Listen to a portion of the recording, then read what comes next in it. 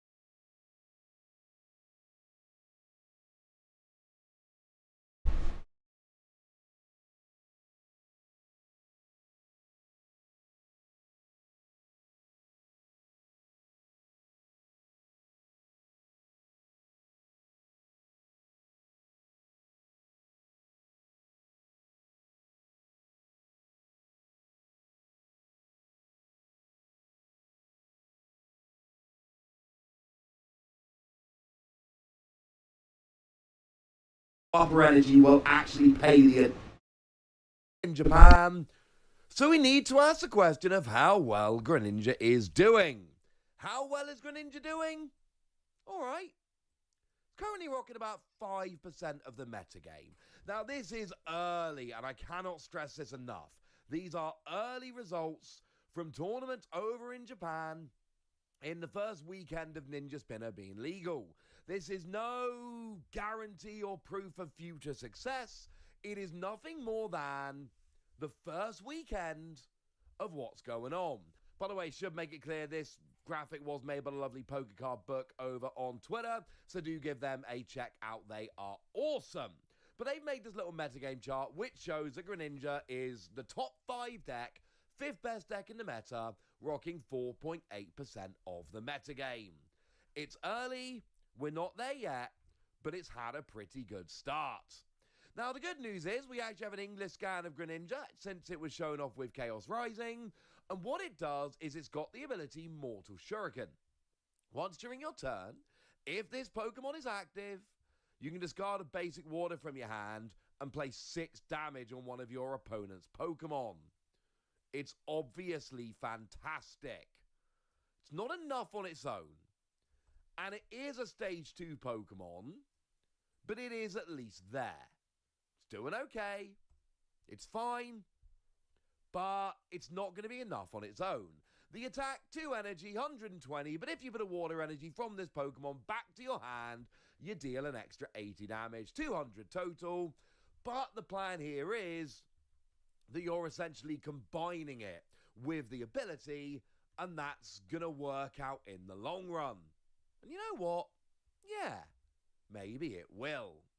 Because you see, we've actually got another Greninja EX. And this is essentially the other main Pokemon with which you're going to combine it. Because the other Greninja EX is, to be a little blunt with you, a better attacker. We are, of course, talking about the fighting type one that came around in Twilight Masquerade. And it doesn't have the great ability that this one does, but it does have a couple of nice attacks. Single energy, 170, fine. But search your deck for any card and put it into your hand. This is going to give you a massive consistency boost. It's also going to allow you to potentially stream more Greninja down the line. And the rule with this attack is actually incredibly simple. Anytime you can take a KO with Shinobi Blade, you should take a KO with Shinobi Blade. It's a single energy attack. It's obviously relevant that this gives up 2 prizes when KO'd rather than 3. Also, these having different weaknesses is really nice, because if you're against a Psychic type deck, do not use this. But if you're against a Lightning deck, always use this, and then you'll actually hit for weakness, which would be hilarious. So against Lightning decks, you go from being weak to being strong, and that's amazing. So this is really nice. But then Mirage Barrage lets you discard 2 energy from this Pokemon and deal 120 to 2 of your opponent's Pokemon, including on the bench. But of course, because you're using Mortar Shuriken to go and get damage on the bench, you then bring in Mirage Barrage as well, and you can really go after your opponent's bench here in a rather hilarious manner. Candy, rare candy, man. I see your comment. Hey, I'm on time this time. Hold on, what does it say? Hey, are you still... I think this is learning? That bigger. Are you still learning? Yeah, bro. Yo, I went to my first pre-release event the other day. I won my first game. And then I fought, I got matched up with some champion and he destroyed me. Absolutely made me look silly. And the last game was a long game. I was gonna I thought I was gonna win next turn until Buddy was bam, and knocked me out and I had nobody left. Sorry, he had no more prize cards left. And I'm like, oh, close game, but am I learning? I'm learning. Everybody tells me that I should download the game on the phone.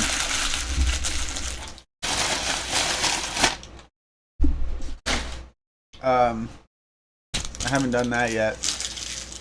I was pre-release, man. It was fun. It was really fun, actually. I didn't think I was gonna stay for the whole thing, but I stayed for the whole thing. And it was cool. I also got those Pokemon prize packs. Those are cool. A lot more of those.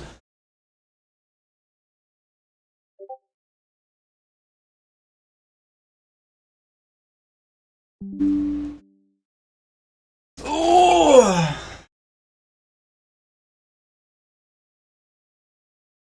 Yeah, Pokemon TC Live. Come on.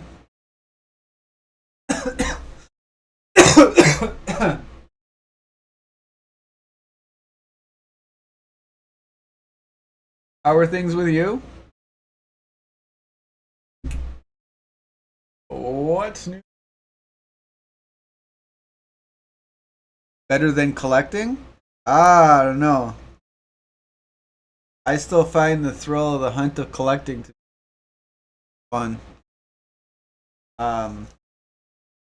Playing is fun, but I guess you can play.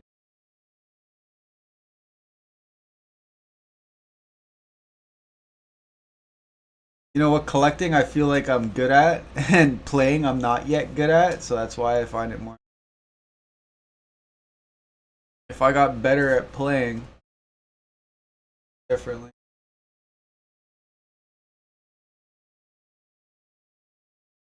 But I feel like I gotta practice a lot.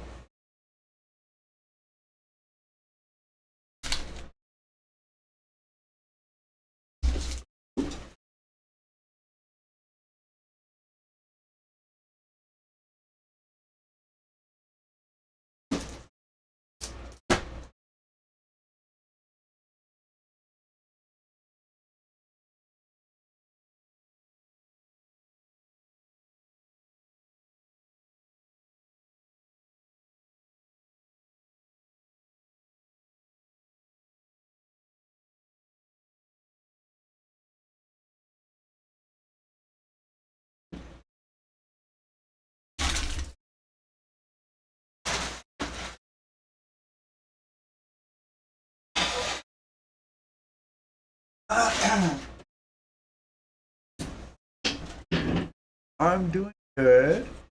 If you make an account Teach to Live, I can add you.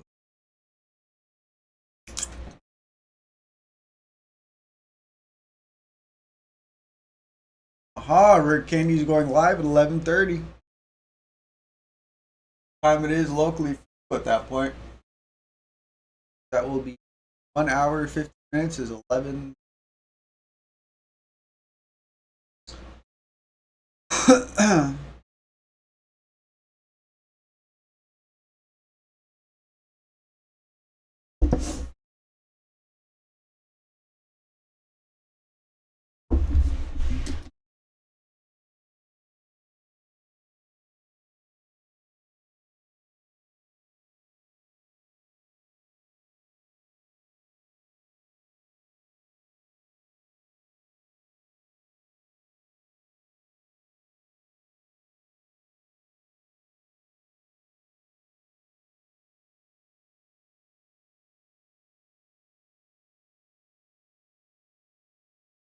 So, do you think?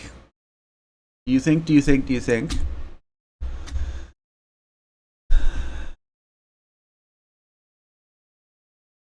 got Dragonair after grinding to level 55. Dragonite. Are you talking about a leaf green?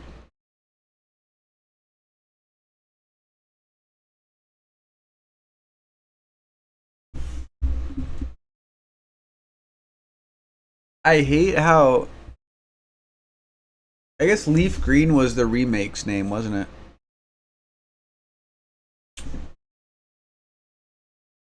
I don't like how it's Fire Red and Leaf Green, man. I grew up playing Pokemon Red and Pokemon Blue.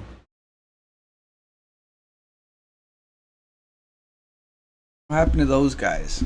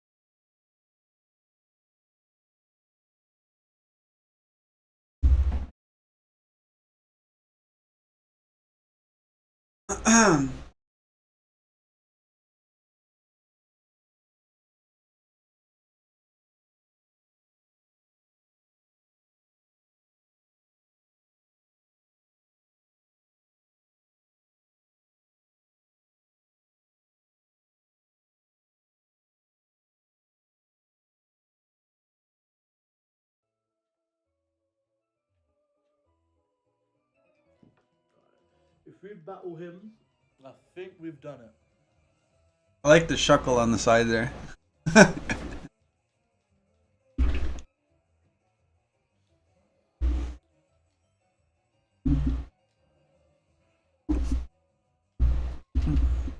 shot. Come on. We're so close.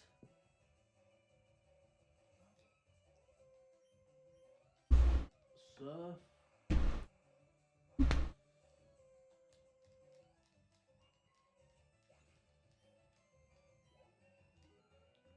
Level 55.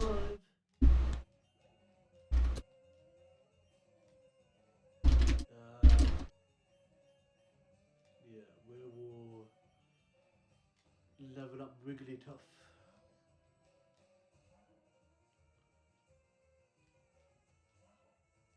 Ooh, Seadra.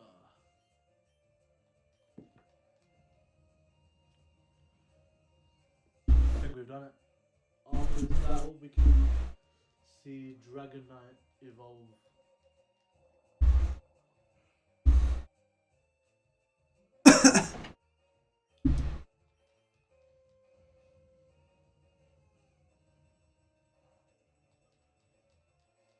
You should add Streamlabs too. I have Streamlabs. I just don't utilize Streamlabs. I don't know how to fucking use it. I like ah. I have no. I don't have Streamlabs. Sorry, I have Stream Elements. Streamlabs I tried to use for a bit, and I don't think I liked it. I remember trying to try Streamlabs. And now we can see Dragonair evolve.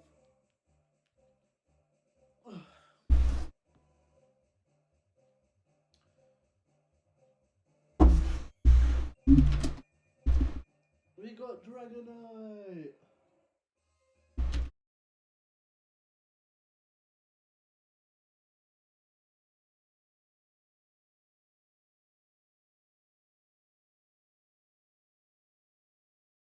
Ladies and gentlemen, for today's video, we're getting our first look at the brand new set, the third installment to the Mega Evolution era of Pokemon cards. The not so highly anticipated, I think, Perfect Order. We have one box for today's video. I'm very excited to open it and very curious to see how this set performs over the next couple months once it gets officially released, because pre-sales right now are actually significantly lower than what Mega Evolution and Phantasmal Flames were on pre-release. So I'm pretty sure Mega and Phantasmal were above $300 a box, but Perfect Order is only sitting around $200, $230. Very curious, but we have one box for today's video. I'll also be giving away one. All you have to do is like, comment, and subscribe. Now, grab your favorite beverage or your preferred method of Mary J, and let's fuck some shit up. Cheers! Welcome back. Thank you for joining me. I hope you've been well. Happy Monday. Hope you all had a wonderful start to the week. There it is. I saw your race car lives. Picked this up at a show over the weekend.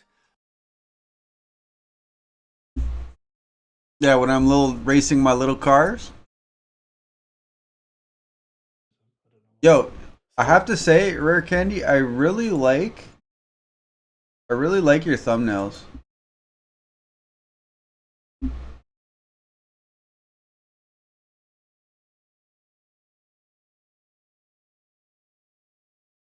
I really like your thumbnails. I know they're AI generated. Unless you're like really good at Photoshop. But I really like them. So kudos. How do you know what to type in so well?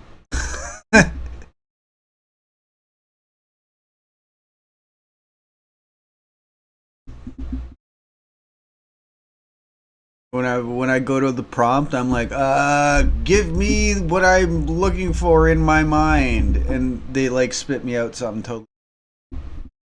Make it fucking cool, and they send me some shit. Oh, great.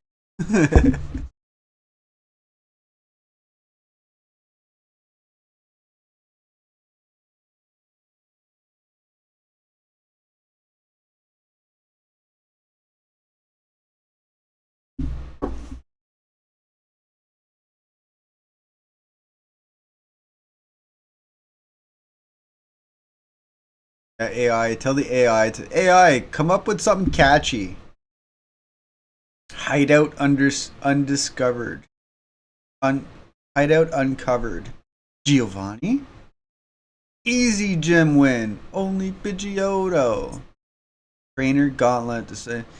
Fucking bangers, man.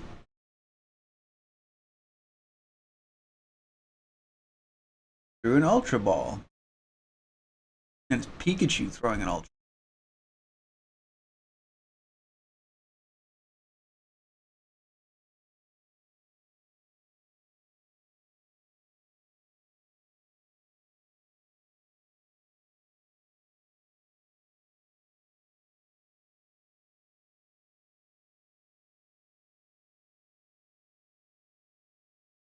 I think of titles.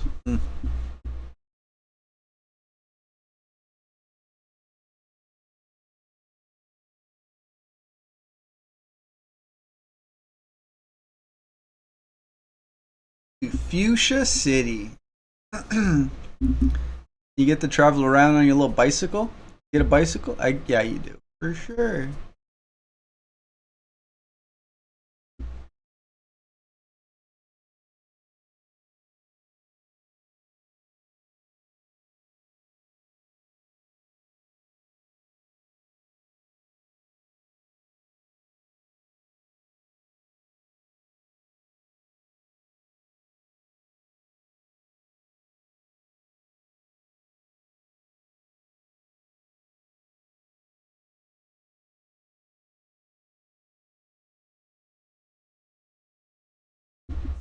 Oh man.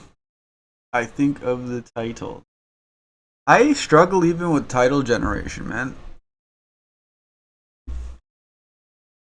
You gotta put a lot of thought into it.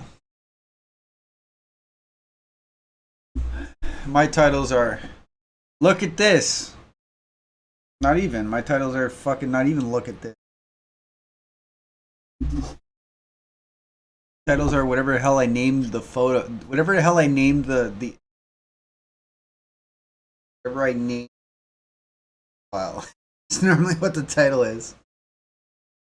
I just add capital letters.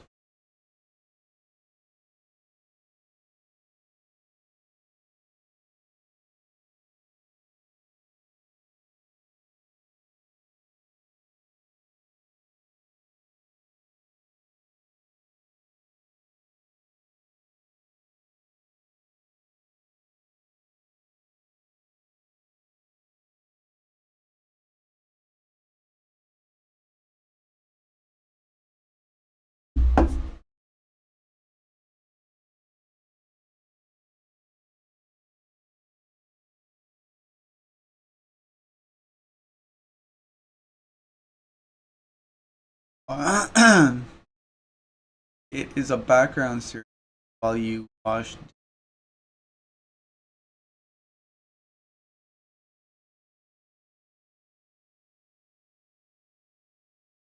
So we'll do seismic toss.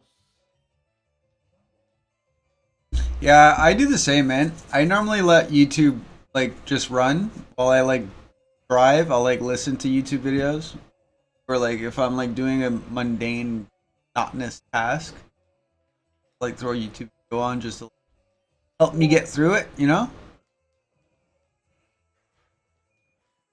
We'll see. Strongest one is level 47. Sabrina's strongest one is level 43. You do have to balance the first Sabrina. Is gonna be super easy. You know what I don't like about Fire Red Leaf Green? I was gonna teach Shadow Ball to Dragonite, but Personal preference. I just don't like reading. I experienced that in another game recently. What was it?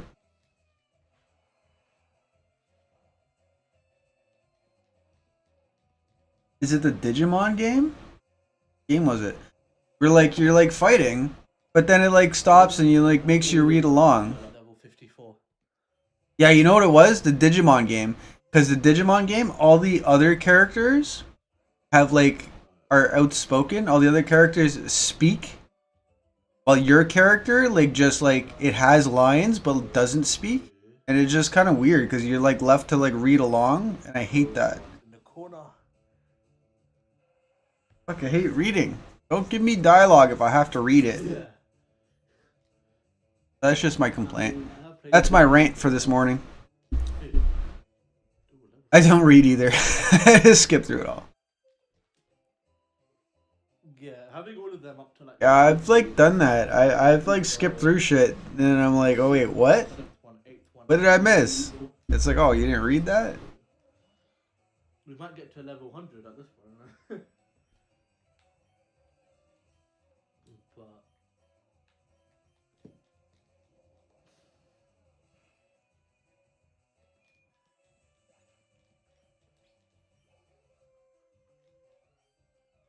currently level 46.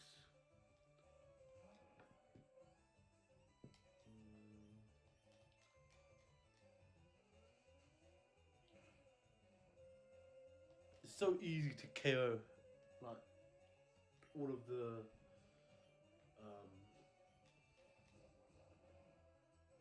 trainers.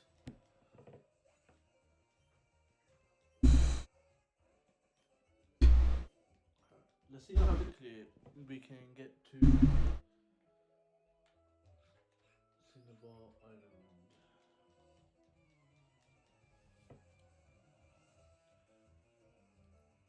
I know in Cinnabar Island there is you can get mad XP. Your mon should be level 60, 65 when you get to the Elite Four. Is that a good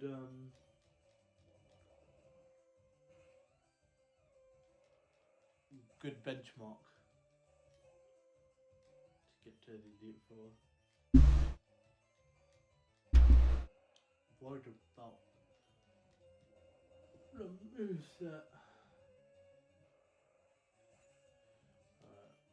Come on. Did you have a core community when you started your channel? Just asking. Nope. Nope. To be honest with you, I started this channel like fucking long time ago, man. 10 years ago? Maybe longer? And I don't know where I got the followers from, to be honest with you. I originally had another channel that was tied to a website. I did like video game shit and had a channel that was like kind of linked to a website, and when I left that, I started my own channel. My last channel I had like 4,000 subscribers, and then this channel I started I don't know, maybe only like gained like 100 people from that original channel. And I'm still trying to work my way up over 1,000. I think I'm in the 700s right now. But it's taken a long time. My first channel grew so much quicker because it was focused in one area. My current channel, bro, like I'm all over the place. I post cars, I post Pokemon, I post random shit, like no rhyme or reason, you know what I mean? There's no theme. The theme on my current channel is me, I guess. While like my last channel had like a specific theme. It was like tech oriented. It was like video games and tech. Now it's like everything, like cars, remote control stuff, Pokemon. Also,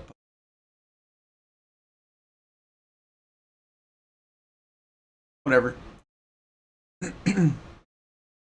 But it just takes lots of grinding. Lots of grinding. I've been told, I've been given the feedback to say that the way I have my current channel is actually hurting me because I post so much random shit.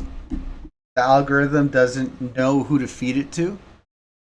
Or like it will feed, like it'll feed my Pokemon content to Pokemon people. But then once they subscribe and they see that I post other shit, they're like, who the hell is this? Why am I following this guy? So, I don't know. Your channel's better off because like you're more suited in one area. You're like, your Candy Show is very much Pokemon oriented, in which you should have better results.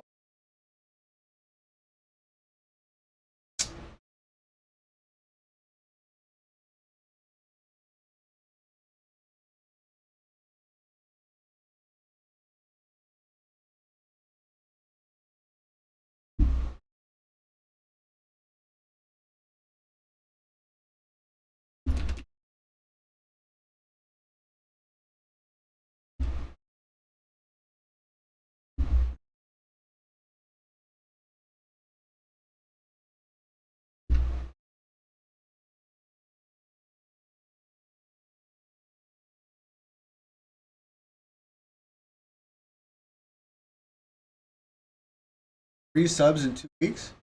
Yo, 263. You're getting up there, bro. Average.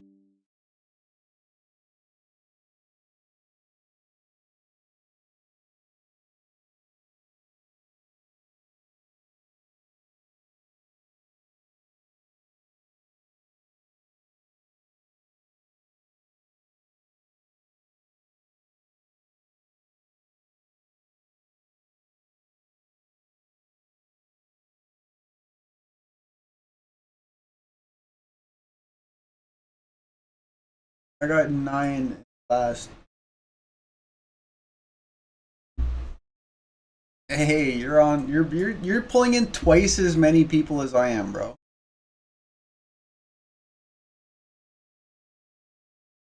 Because I pull in 9 a month, then 20.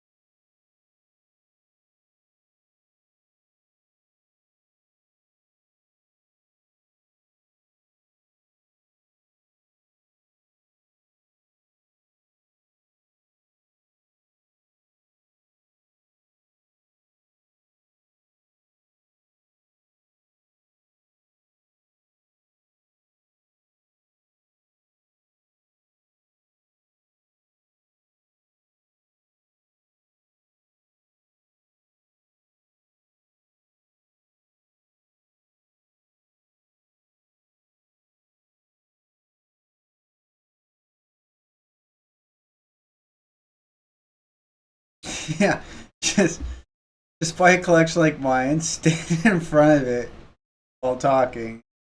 Right.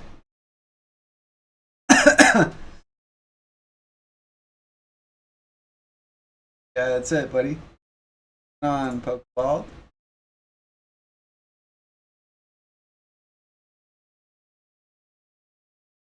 Instinct.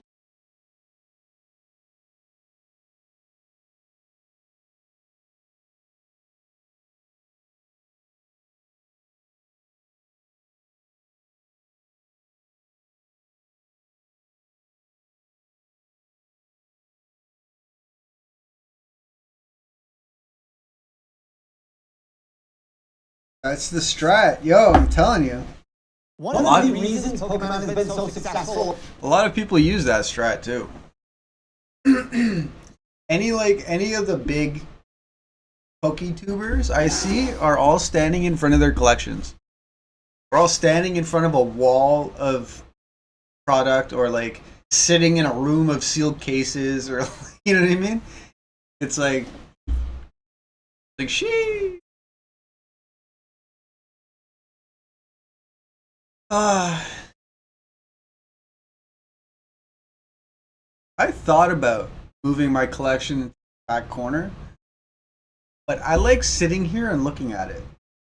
Like, I like looking at it when I sit on my computer. I don't like having it behind me. So, like, you know what I mean? I sit here and I look at my shit. Even cards, like, you guys can't tell, but I have a stack of cards on a playmat sitting in front of me. I have like a stack of sealed product right there. You guys can't see it. So, yeah. I need to maybe rethink my strat. The wall of debt, bro.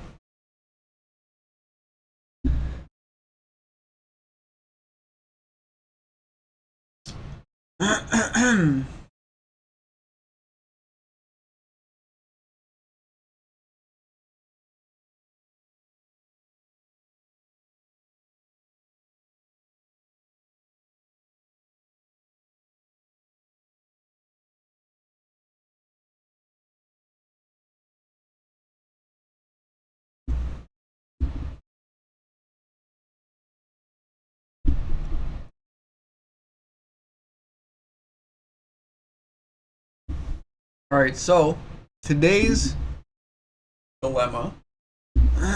We need to figure out what Pokemon pack to rip.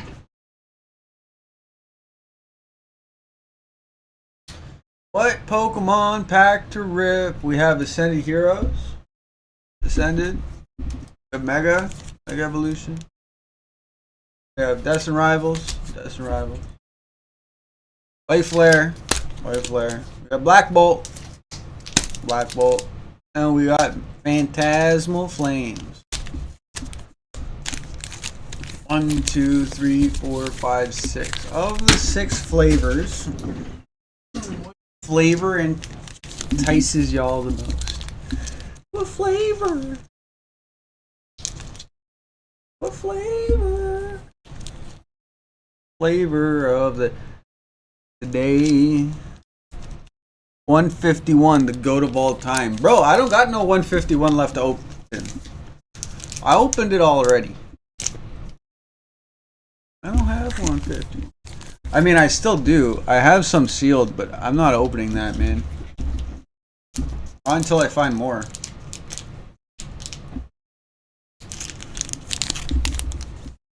Fanny, Black, White, Destined, Mega, and Ascended.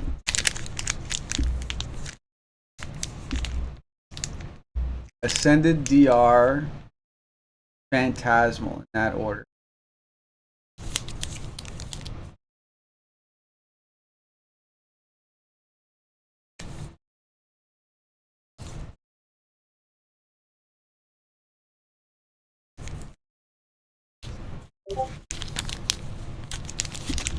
Financial Flames is the GOAT of all time.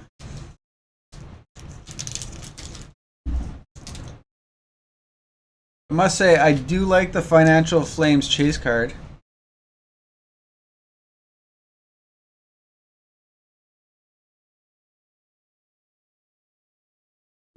But I do like Ascended Hero pull rates. I really like Ascended Hero pull rates. Phantasmal is a great set for sure. People are gonna be mad. Yo, I bought the Phantasmal booster box. I bought a Phantasmal booster box for $299 right before it shot up over 400. Now it's what, like 460, 450, something like that.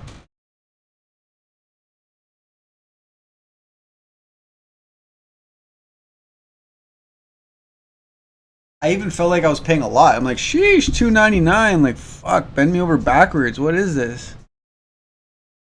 And then the price shot up. I'm like, okay, because like typically I'd get booster boxes at like 250, 210 on the Pokemon Center, 250 at like my card store.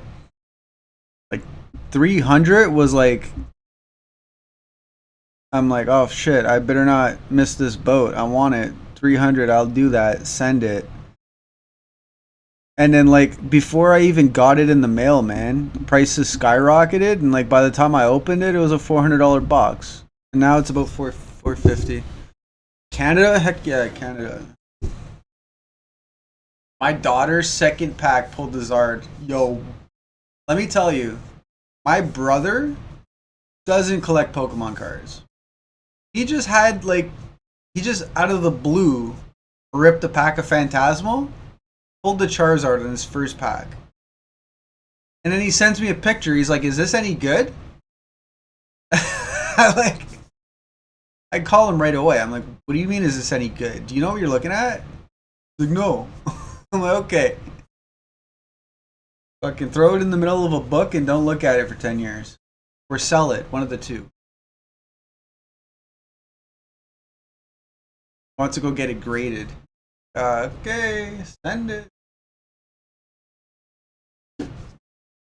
The only Charizard I ever pulled is from 151. I got the no neck Zard.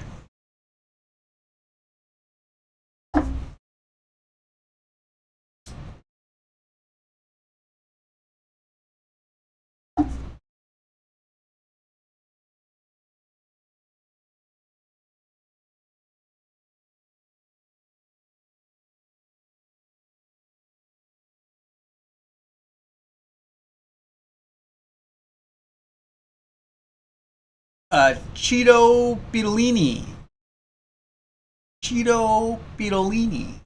Most of us don't like his nonsense. Cheeto Beetlini. I have no clue who that is, man.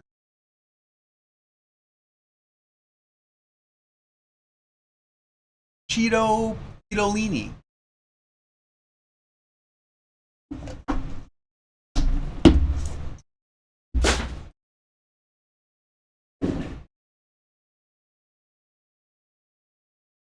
Is that a person I should know? I'll be honest with you. I'm not gonna Google that because I don't want to know if it's.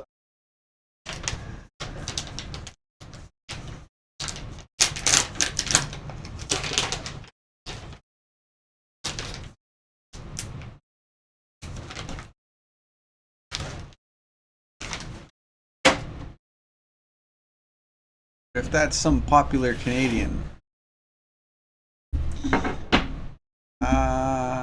Oh, he's the king of America.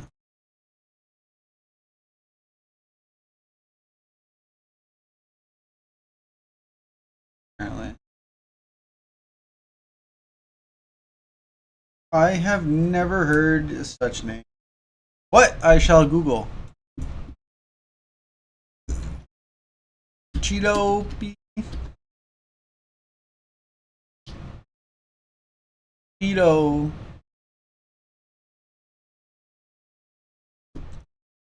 Cheeto Beetlini. Hey, no results found. I should create a username called Cheeto Beetlini because I'll be the only result.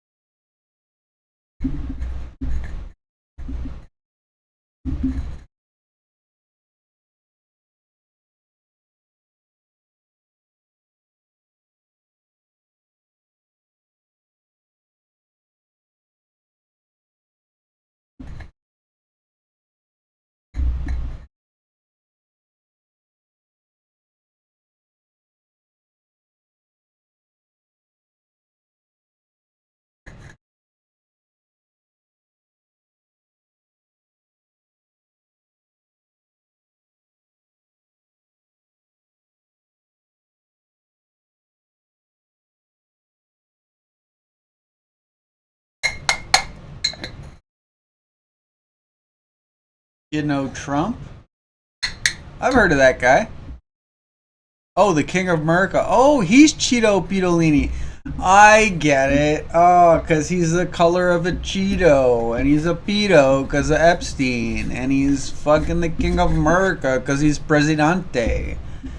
Jeez. That went right over my head. Fuck. Jeez. I get it. Good old trumpet.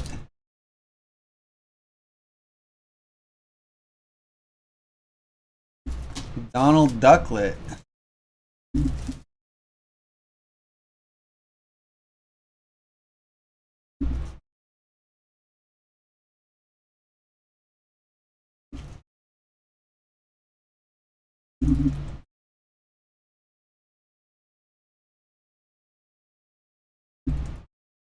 That's funny.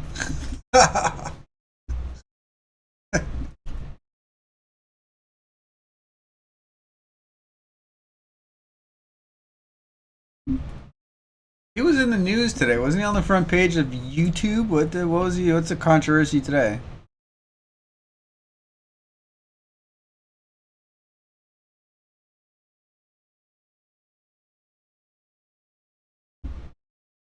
The first thing we've got to talk about is we are now more than 2 weeks into the U.S. and Israel's war in Iran. The death toll is rising, the fallout is growing, and Donald Trump, he is asking for help from allies that he has continuously insulted, bullied, and threatened. And as he continues to make threats, at least some are now refusing to get roped in, and the president might be considering another option: U.S. troops on the ground. And so let's start there, because it's believed that any potential ground operation, it's likely to target a place called Kargil. And the military actually just attacked it for the first time during this war on Friday, with Trump announcing the operation on social media and claiming the United States Central Command executed one of the most powerful bombing raids in the history of the Middle East, and added, for reasons of decency, I had chosen not to wipe out the oil infrastructure on the island. All right, Rare Candy. Or anyone else. I will see you soon. Thanks for hanging out. I'll come join you in your live when you get going. Do anything to interfere with the free and safe passage of ships through the Strait of Hormuz, I will immediately reconsider this decision. And with that, the next day, CENTCOM confirmed what was described as a large-scale precision strike, saying U.S. forces successfully struck more than 90 Iranian military targets while preserving the oil infrastructure. That last part is key because Kargil, which is located roughly 15 miles off the coast of Iran, it is home to facilities that export 90% of the country's oil. Oh, you're from Idaho. Idaho. Potato. Welcome. I've never been to Idaho. I know some people from Idaho.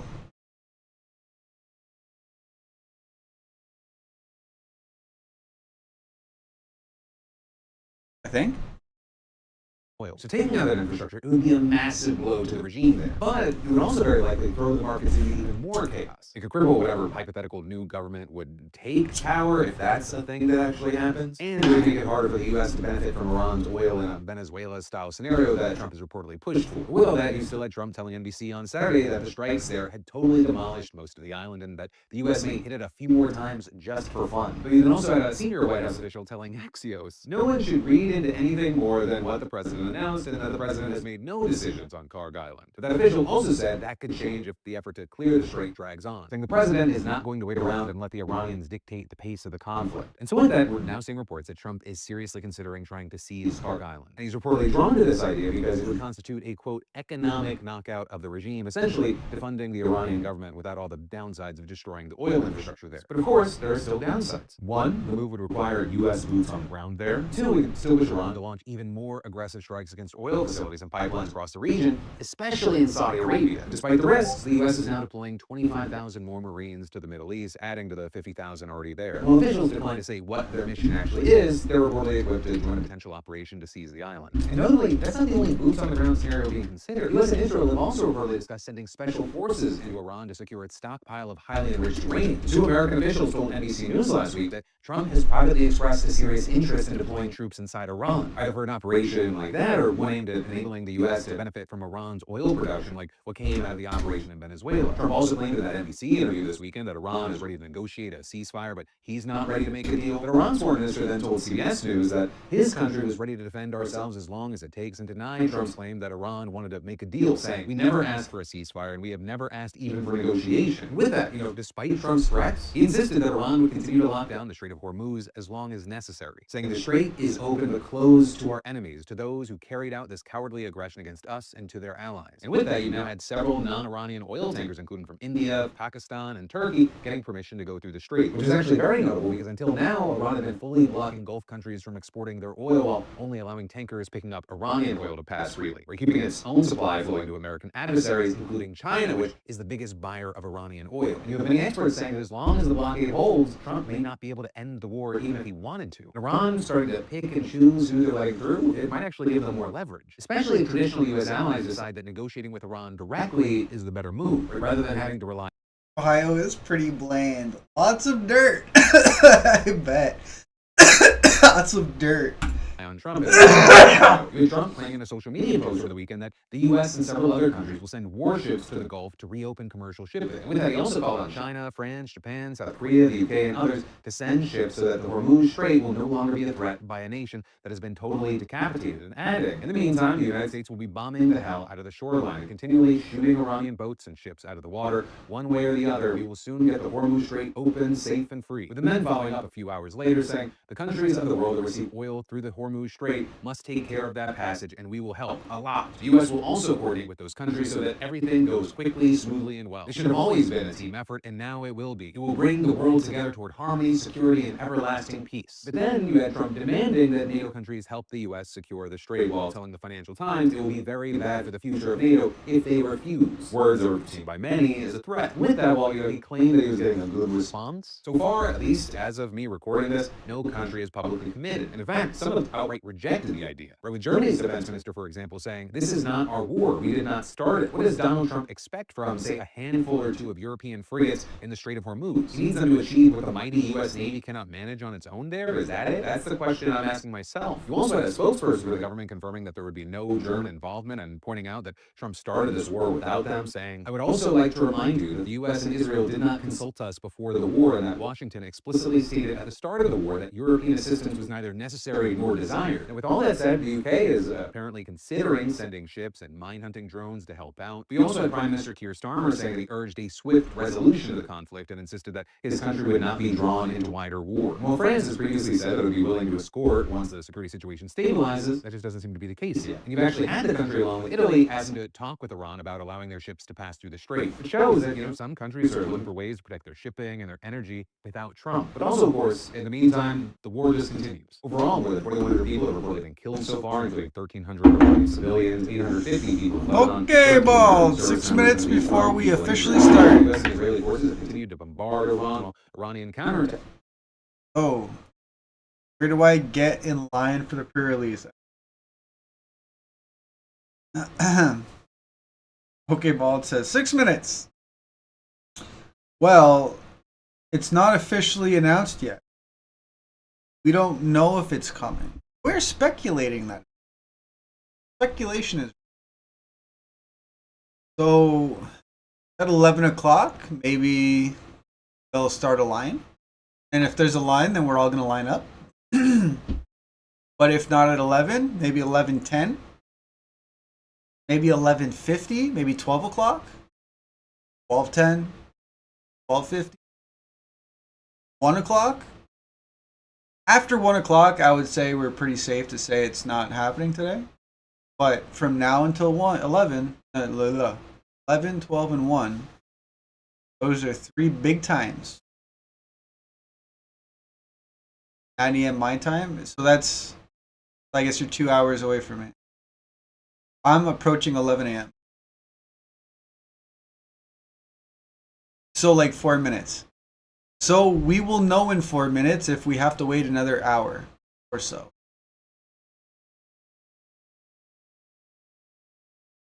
It technically could be any time, folks.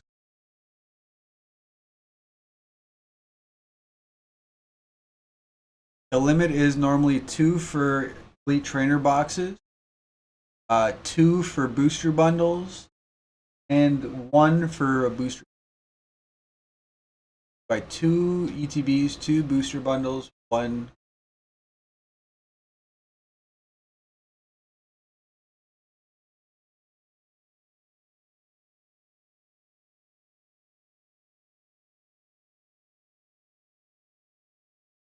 And should you even try for 2? Like glitch? I've had so much trouble with the Pokemon Center drops. How do you know there will be a release today? Well, my tips at the Pokemon Center is take your time.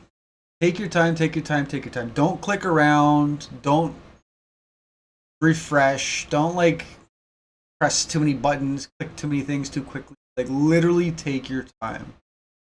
Pretend you're a senior. Don't double click shit. And I never have a problem buying multiple. So like if you're able to get 1, you should be able to get 2. Just don't make 2 orders. Okay?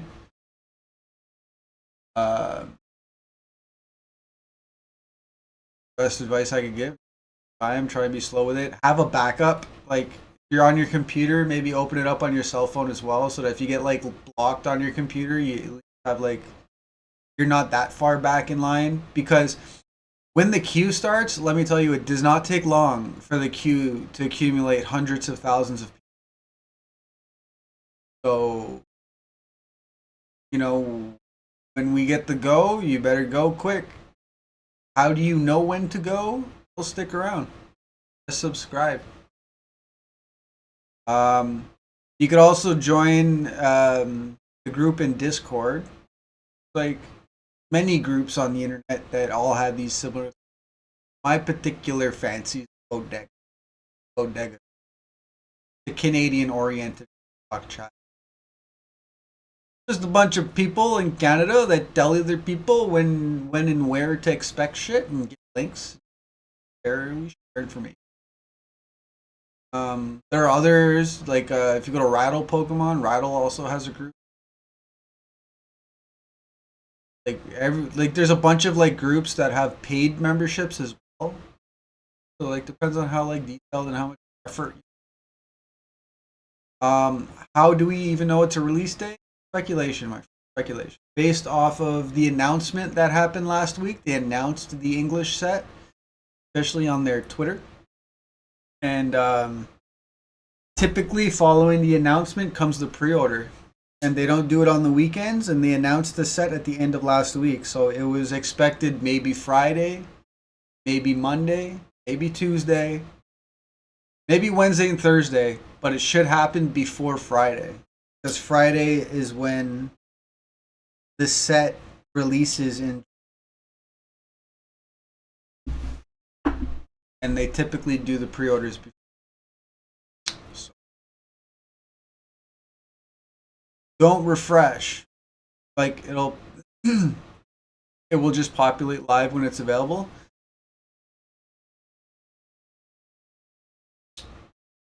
No.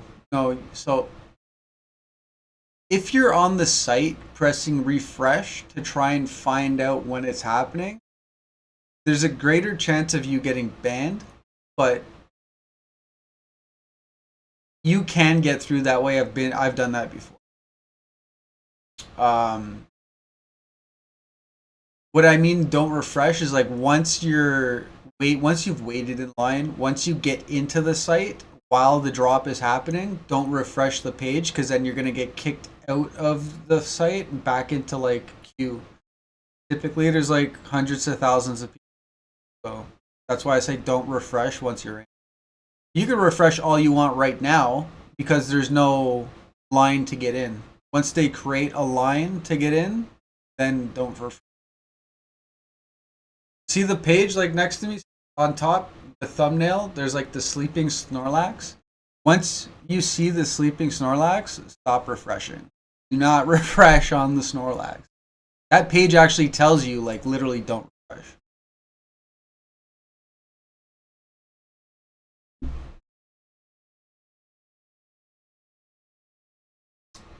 Best Buy has pre-orders available on the 20th.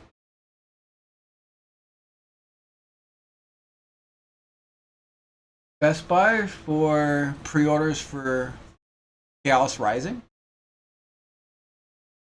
Or for what? Chaos Rising or for Perfect Order?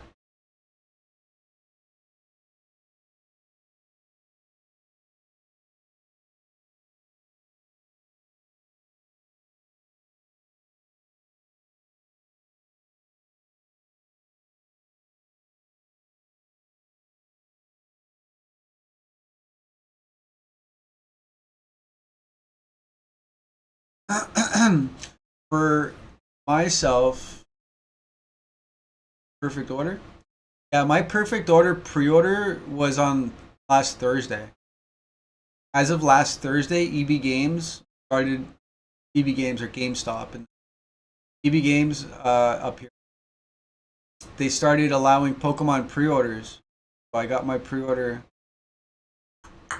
last Thursday for.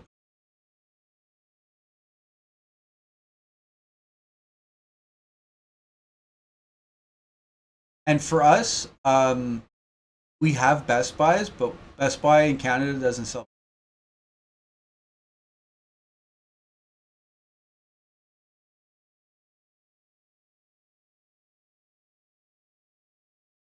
Our best option, the cheapest place for us to go to find Pokemon at retail, is EB or GameStop. In the States, I'm told in the US, it's GameStop is actually real expensive. What's going on, Feder? How you doing, buddy? Hey, thanks for making me popular, man. How are you?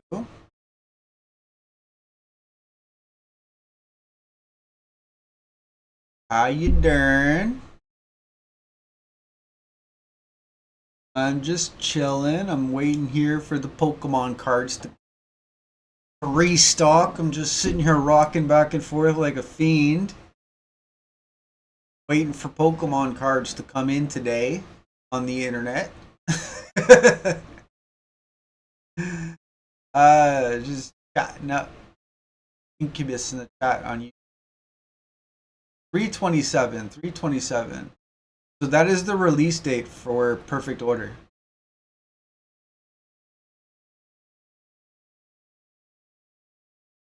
That is when you're able to go in store and find some. Done with your appointment. Heck yeah. Yo, Fed, are you going home to play some games now or what? Are you going to take it easy? You're going to spend some time with the wife? Spent some time with the pets at the zoo? Going to the animals? Been go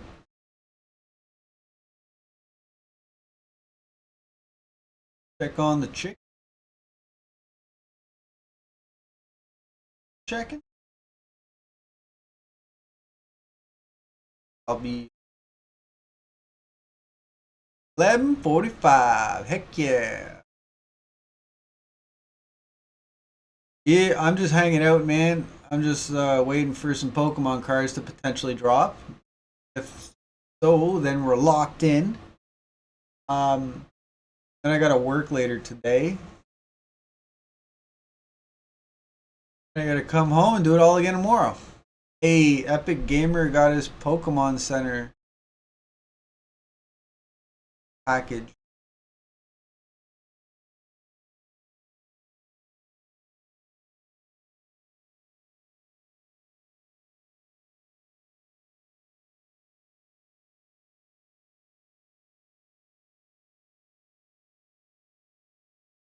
Always wait for cards. Yeah, man. Got the newest of the new stuff. I got stuff that's not even out yet.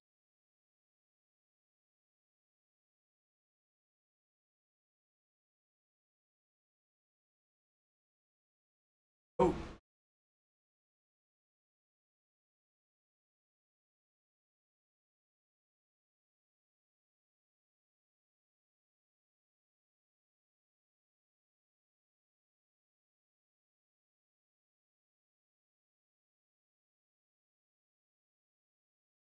Oh, I got kicked. Well, No more TikTok. Sorry, TikTok. Bye, TikTok. Hanging. But if I keep doing that, I'm gonna get fucking banned.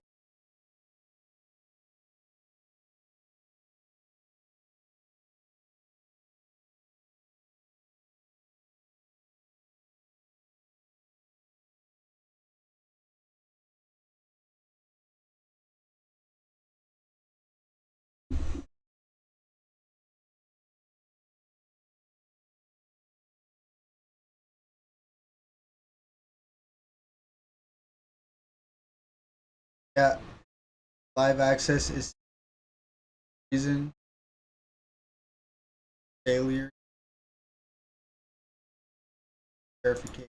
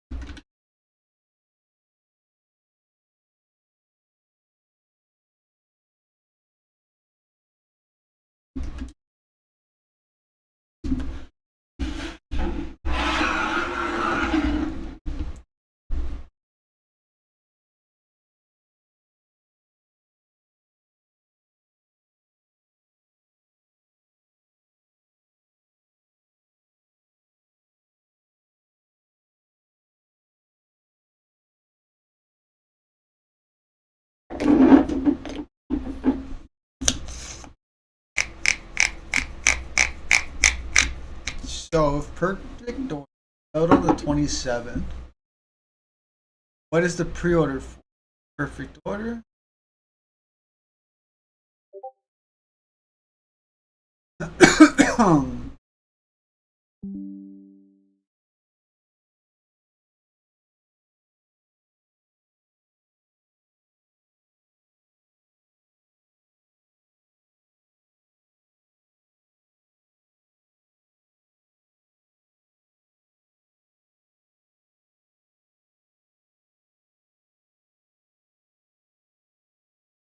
I don't know what the pre-order's for. Maybe they could be taking pre-orders for the next set, which is potentially like I think that's really early for a big box store to be taking it. I can understand like local card stores taking pre-orders for the next set because they're gonna get it regard. Like I don't know.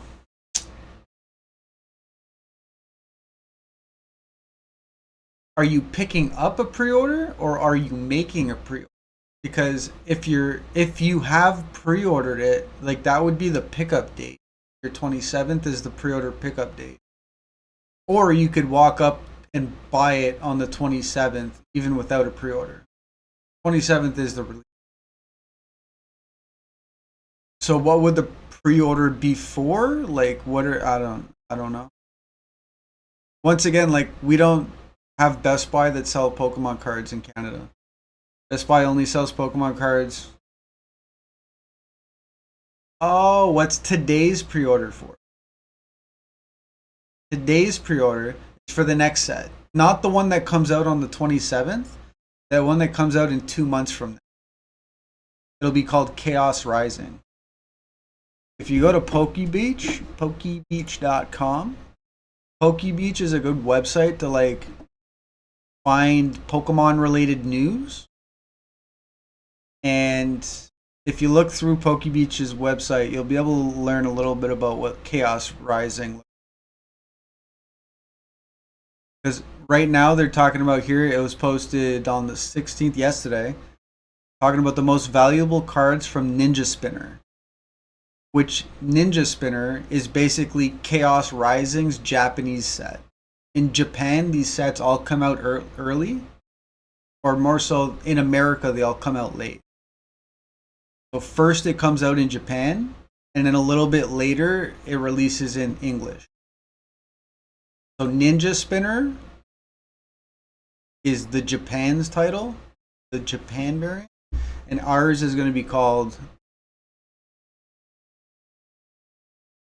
Chaos Rising. There's so many to keep track of. By the way, there's a new set every 2 months, so if you're just getting into it, strap in. There's a new set every 2 months.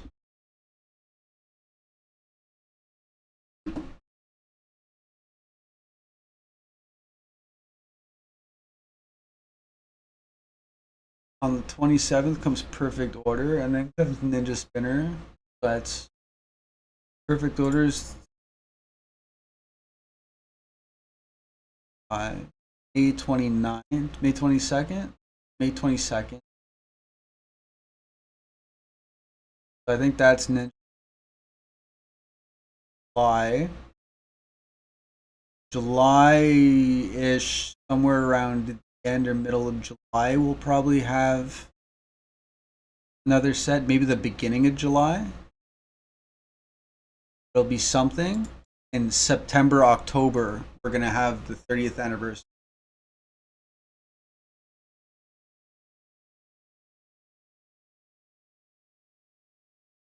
'30th anniversary is probably coming. So wait, the Japanese is different name than the English, but the same cards? How do I explain this?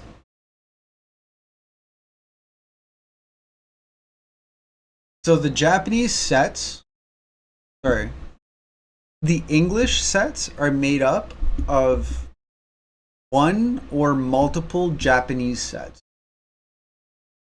So it will just pick like X amount of cards from like a certain era, and then like that is the English. An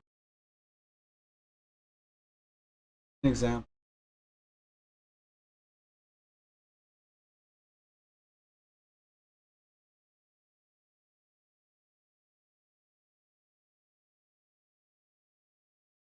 Ascended Heroes in English is basically Mega Dream in Japanese, and select cards from the fuck, what is that? Some deck 100. Start deck 100.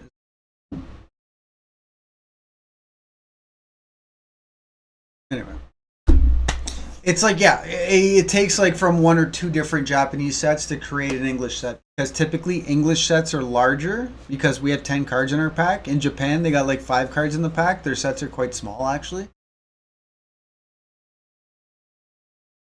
So like an English set will be like 1 or 2 or more of like a Japanese set. Phantasmal Flames was like Mega Inferno X and something else, like a few cards from like some other side set, like some of their special cards or some of their promotional stuff, like will make their way into our set. It's always different. It's always different. I don't know much of the specific details, but like I get the overview, I hear the headlines, and like I just kind of skim over it. Like I know what's happening, but like I can't really explain with great accuracy without doing some research.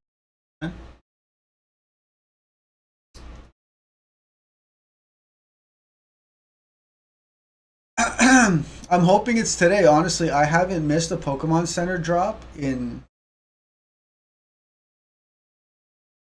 months, since last summer.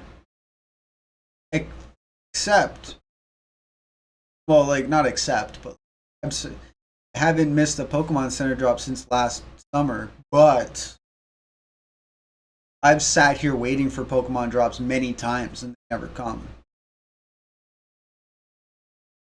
I'm not saying I'm accurate. I'm pretty accurate. I have my mom. Thought it was gonna drop Friday, didn't drop. Thought it was gonna drop Monday, didn't drop. Tuesday's the most likely. See?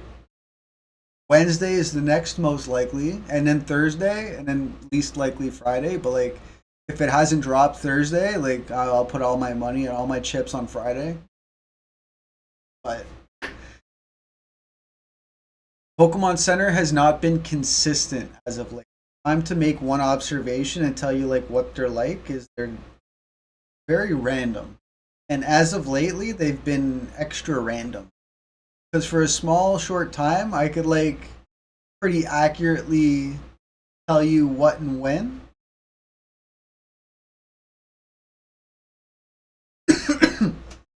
And then so can the bots. So the website, make some changes. Try and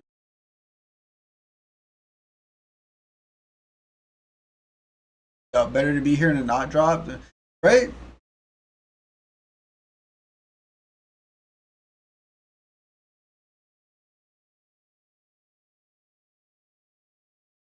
And it's funny because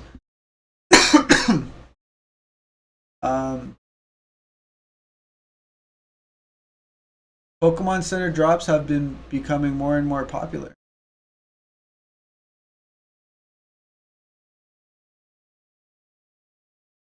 And more frequent than when I first started looking at it.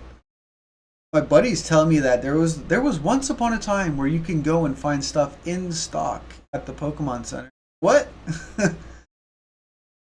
Because like since I've started paying attention to it, like everything's always out of stock. There's nothing ever there.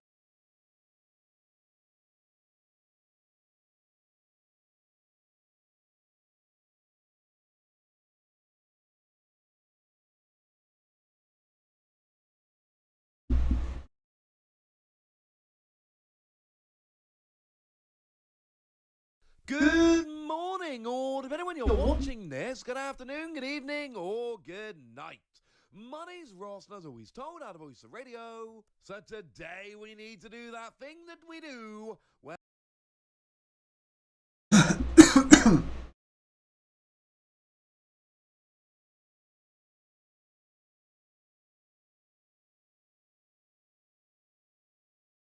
We don't have vending. We do, they're just outrageously expensive. Pokemon Center doesn't have it. Hell, we don't have Pokemon Center, nothing. where we talk about a new trademark that's been filed, which seems to be a new Pokemon TCG set. And we need to talk about what it's going to mean. As always with this, it's a trademark filed over in Japan. There is no guarantee that it is a new Pokemon TCG set. But also by the same token, I've been doing this for a while now, working with people at Lovely. You read a trick yesterday? Yo, tell me. I see I see people spamming the button trying to get it to work. Like the lovely Matthew Varive Immunity over on Twitter. They like press like the up Basically, button and the I'm pretty good on this.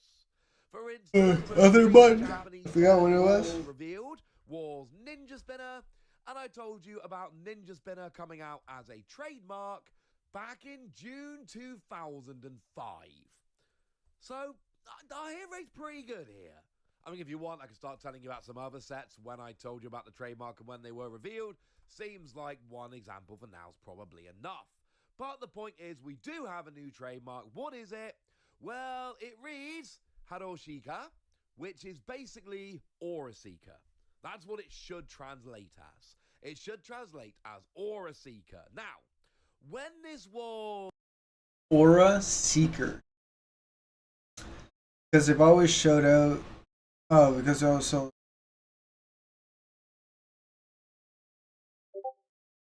Tap this.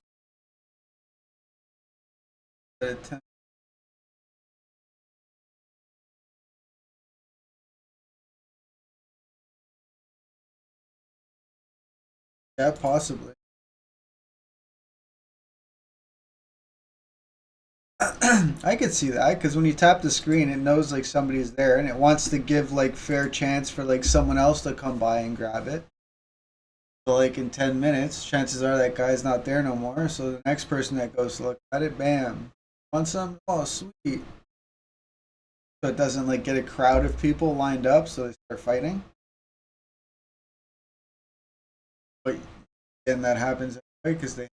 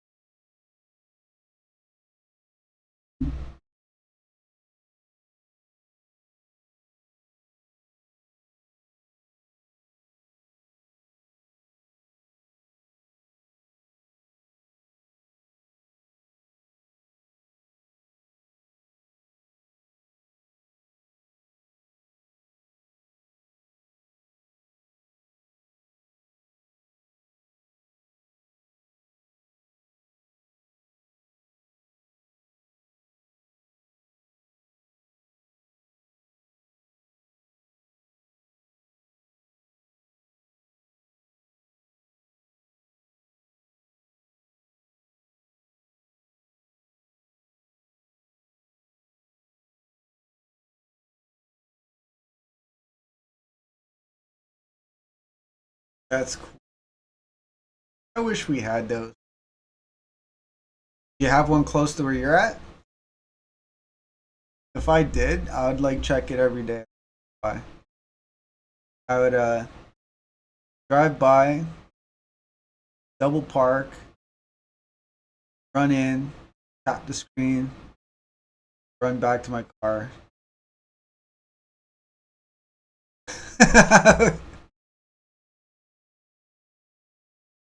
I would check. I do that on my GameStop. I do that at EB Games every day.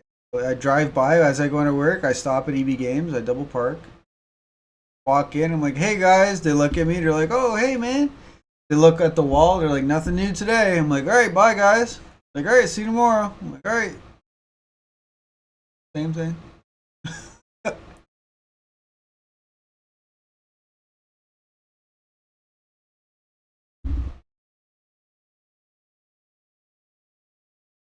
Miles away. Just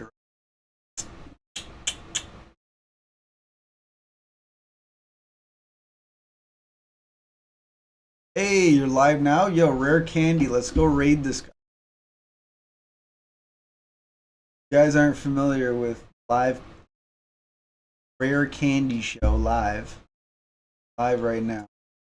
The Rare Candy. Check out his live. Give him a follow. Subscribe to his channel. I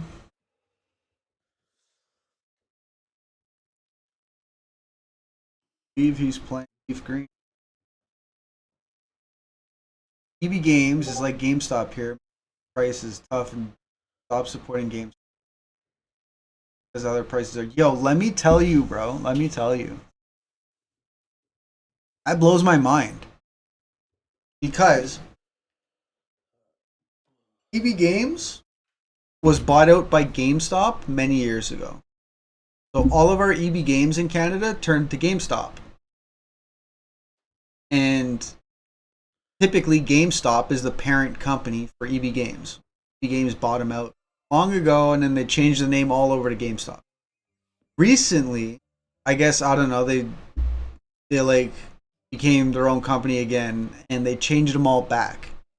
So now they're all back to EB Games. But it's basically a GameStop, okay? And in Canada, they're the best prices. No one else beats their prices. Walmart is more expensive. Every other store that you go to is typically more expensive, except for the Pokemon Center. So when I see the prices of the same items at GameStop in the US, it blows my mind. I can't believe it. Like it's the highest. They're like scalping you guys. I don't understand how it's the same company.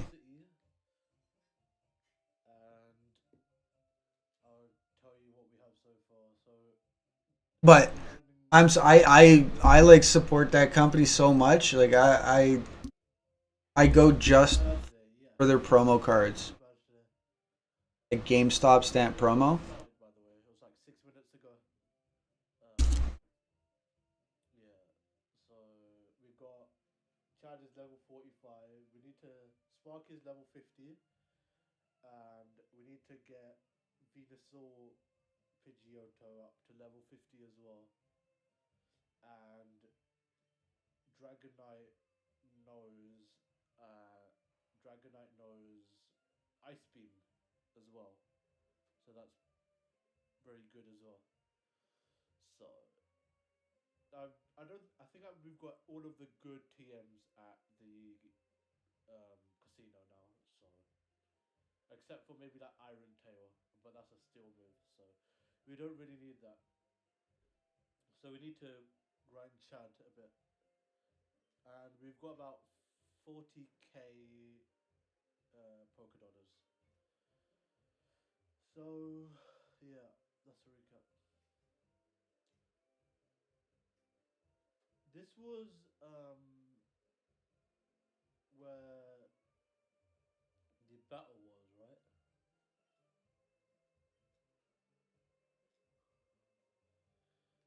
I think this was Saffron City. I think this is Saffron City, right? I'm just double check.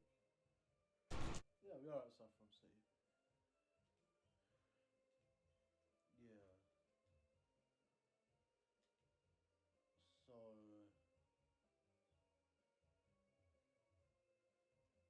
this is a gym that we have to face, Sabrina.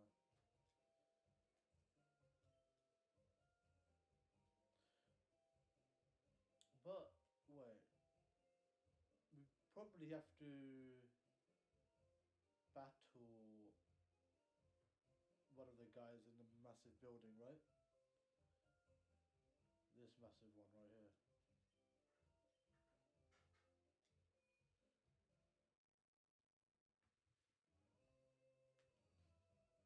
Oh, for the 3-pack, 30th anniversary.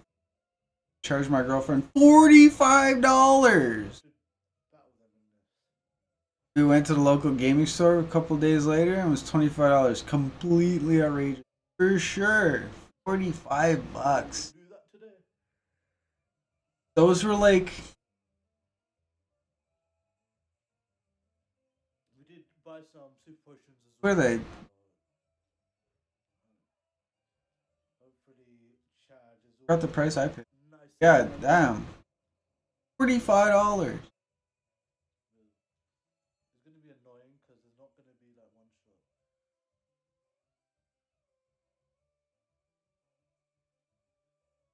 Yeah, this is gonna take the whole stream.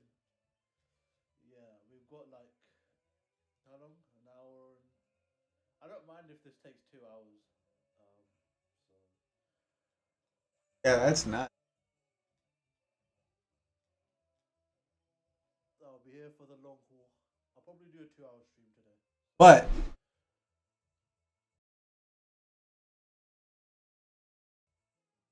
You get At least you got 'em. Did you open them? after You have the promo? clear out Team Rocket, is it? Okay, that's Pikachu promo? good. Chad is confused. I don't know what I did with all my coins. I have like, Even though this ain't a good idea. I've opened a bunch of those boxes, and in my coin collection, I only have one of the coins. But in my binder, I have like 4 of the promos. What happened to my other 3? This in 3 coins. Let's see how quickly we can do this. Hopefully not too long.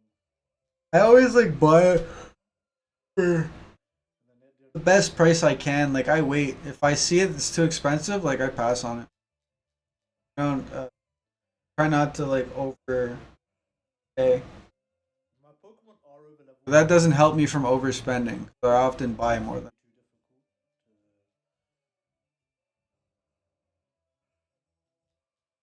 to beat because I know I'm getting a good deal and I feel like it's worth it. But Team Rocket goes. she wanted that Pikachu promo. Got it. Packs were- Ooh, they're not all one shot, which is kind of the. Yeah, I think I still have a lot of mine sealed. Like I have the sealed boxes, but I opened a few and I have like a lot of the packs still. Cause like I wanted the promo out of it, I wanted the coin, so I opened I think I opened 4 boxes. You are crazy. Yeah. So. You And I should just open took the it. packs and I just stacked them up and like I have them on my desk here. Yeah. But I only open 1 pack per day. So like I have a backlog, you know. One of them will be like level. So I couldn't tell you which pack came from which box because there's yeah, I mean they are still here. Get through them. Imagine level. Today, hopefully we get a Pokemon drop and I get to rip it while we're in queue, but if not, then maybe I'll go rip a pack while I'm... I just don't know what pack to open today. My bag. Where is it? Maybe another Black Bolt. Chase a God pack, you know? Where's my potions? We did buy. We did buy.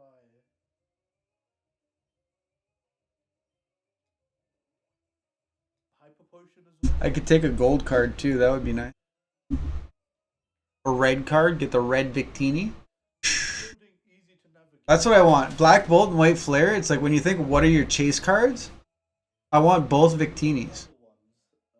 I want the Victini from Black Bolt, and I want the Victini from White Flare. They're different card numbers. I think that's sick. It's the same card, with different card numbers. Out of a different set, adjacent set. Probably check a YouTube video beforehand. But they're also like $700 each. No, maybe they've come down. It will be good. Alright, 46.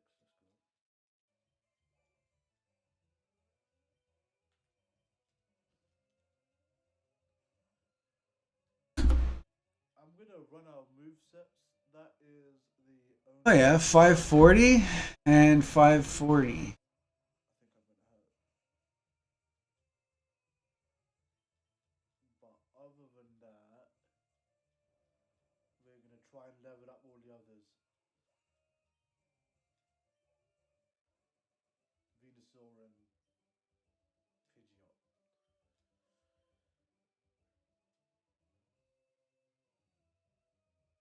Alright.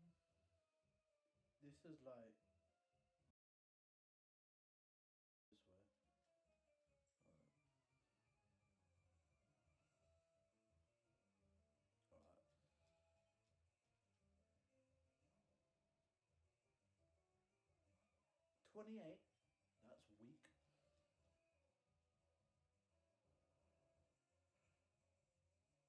Not one shot though.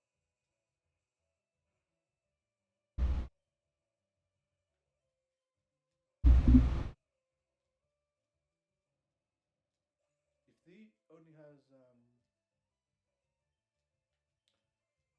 electric Pokemon, we should do low kick, correct?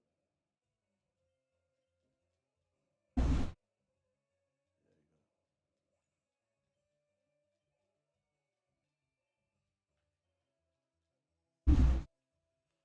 Magneton. Yo, Sensei!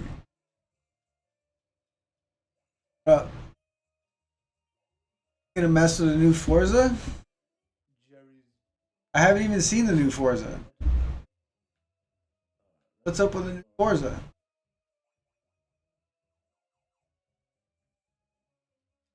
Oh, so those are like those like trap floor things. Will you have Forza 6?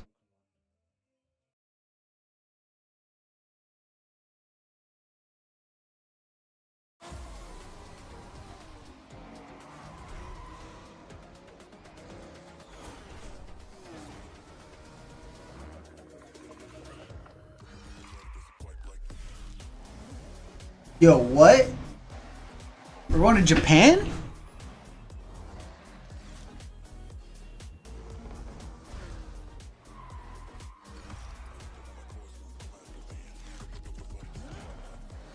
Yo.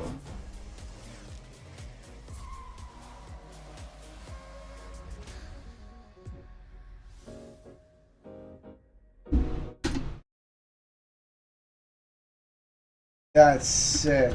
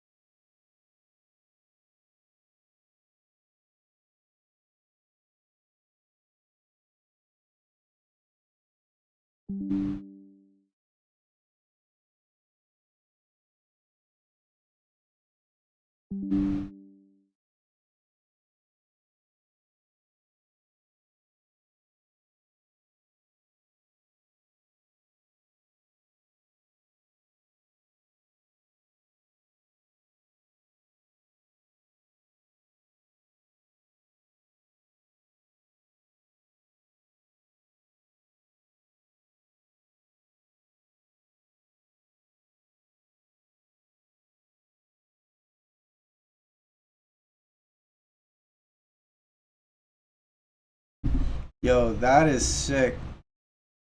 You for sure. Oh, Incubus, for hanging out, buddy.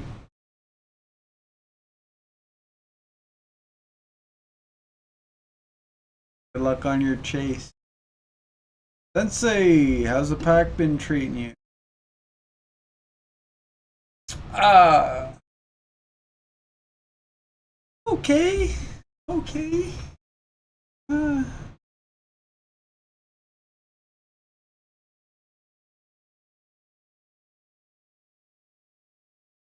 okay.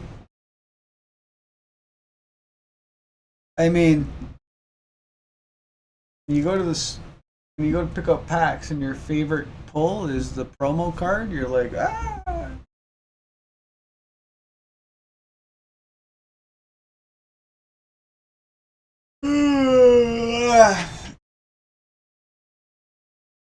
But today I haven't opened anything yet today. So we will see. Could just kind of wait for Pokemon to drop. Wait for this new set pre-order to get over with. Like, shit. I gotta move on with my life. It's over with.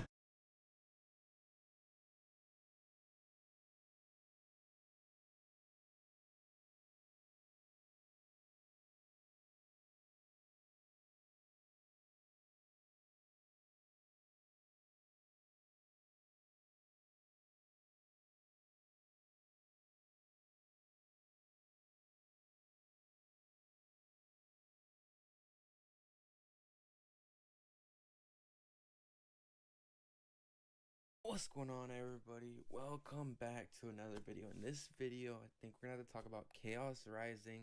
We are gonna be anticipating this week. We'll be dropping on the Pokemon Center. We're gonna be getting into it all this video. I think a lot of people already know this, but I'm gonna be giving y'all some detail, some heads up, things to try to go and try the best way to probably do this. But before we get into this, I would really appreciate it if you like the video, subscribe to the channel. It definitely helps out. Let's get into it, y'all. So, Chaos Rising. I'm honestly surprised this honestly didn't drop like last week, Thursday or Friday. We went live Thursday for it, watched it. Nothing really happened on the back end. Pokemon Company's been slacking. The last time when Perfect Order did get revealed, it did release the same day, so I kind of thought the same thing was going to happen. Pokemon's kind of all over the place with this at this point. And that's kind of really where I want this video to kind of come off as too. As you've seen, on Thursday, like I said, Pokemon Company did reveal Chaos Rising. Typically, once Pokemon Company reveals a set a couple days later or within a certain amount of time period, besides Phantasmal Flames, which was an absolute disaster. If y'all remember that, we waited for like a week or so for that to happen, but hopefully it doesn't happen with Chaos Rising. I don't think so. This set isn't like a crazy popular set like some of the other ones, like for Phantasmal. We thought it was going to be a Gengar Charizard set, so a lot of people really focus on that. Chaos Rising is another blah set. That's just my opinion. The only thing, there's no crazy cards in here. Greninja's probably the best card, but you know, it's whatever. But with Pokemon Company showing that, didn't get it Thursday when they showed it, or we didn't get it Friday, which a lot of people did assume so, which there is a big possibility, y'all, that we will be getting it either Monday or Tuesday this week. I personally think it's this is where, like I said, it's the Pokemon Company's been all over the place. I can't really say an exact date. I really can't. People want me to be like, oh, it's definitely gonna be Tuesday. It's definitely gonna be Monday. Y'all, I just don't know. I really don't know. I would more lean towards Tuesday because that's kind of where they've done drops, kind of, sort of, and that's kind of really when they've been putting stuff on the Pokemon Center. At the same time, they've been doing Wednesday drops. At the same time, on Monday, they've done these kind of, you know, drops on Pokemon Center for Pokemon Center ETBs. The same thing happened with Destined Rivals. I'm pretty sure it was Destined Rivals, or yeah, I think it was Destined Rivals. It was Destined Rivals because I remember going live on the Friday and it not coming up, but on that Monday it actually came up. You see what I'm saying? So we just don't literally know a day. Over the last year, I'm pretty sure the Pokemon Company has put a Pokemon Center ETB drop on the Pokemon Center every single day of the week. You see what I'm saying? So that's just why I'm like, we just don't know. But I will give y'all some good, you know, clues and stuff like that to try to look out for and stuff like that. Main thing, y'all, is definitely gonna want to be subscribed. I will be going live and I will be watching this like a hawk this week. Trust me. I know I missed last week's Prismatic. Don't remind me. But this one, I will be watching out for like a hawk, and I will definitely be, hopefully, be able to get live for it. 99.99% sure, unless something crazy comes up, which is, you know, always possible. Life happens, but definitely subscribe to the channel. We'll be going live whenever this happens, or also if I get any inkling of information that this will be going live.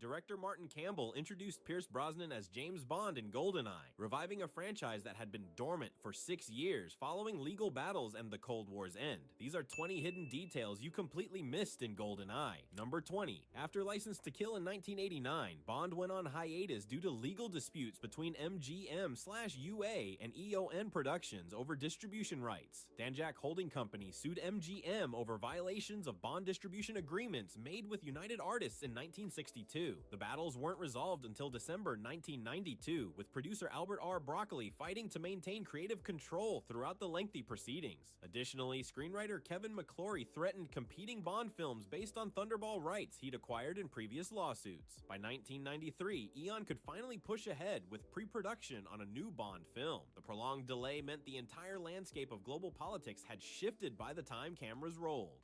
The modernized MI6 setting reflects the 1990s shift in espionage filmmaking after 6 years away from theaters. Number 19. The Soviet Union dissolved in 1991, forcing GoldenEye to directly address the end of the Cold War through dialogue and plot structure. The villain is former MI6 agent Alec Trevelyan, played by Sean Bean, rather than a Soviet operative, reflecting the new geopolitical reality. Producer Michael G. Wilson wanted to frame the film in the post-Cold War era, when concerns about weapons proliferation dominated international discourse. Judi Dench's M calls Bond a relic of the Cold War, explicitly acknowledging the franchise's need to modernize. The film explores what happens to Cold War spies when enemies become allies, making betrayal more relevant than nation-state conflicts. The shift from ideological warfare to personal vengeance marked a turning point for the entire series. This thematic shift distinguished GoldenEye from every previous Bond film. Number 18. Actor. Pierce Brosnan was initially offered Bond in 1986 after Roger Moore retired, but had to decline due to contractual obligations to Remington Steele. Albert R. Broccoli had been watching Remington Steele and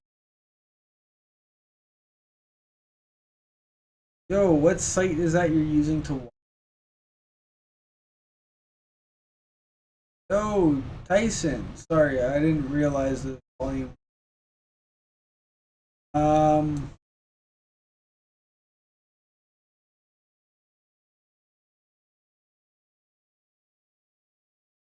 What site is that? It's YouTube, my friend.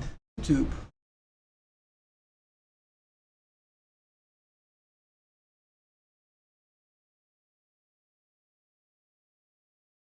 Oh, how am I monitoring? I'm watching the Discord.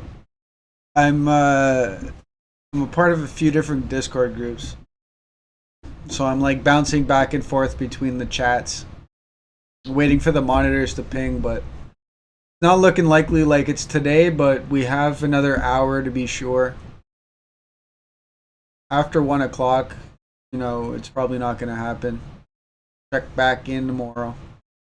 Right now I'm just on watch so that, you know, if I notice anything happening, I could like send out some notifications, and then once the drop happens, I'm going to end this stream, start up a new stream with a new thumbnail that says the drop is happening, go live, go now.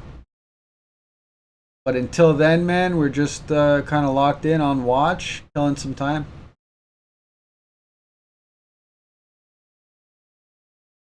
Nothing new on the site right now. Not what I'm looking for, at least.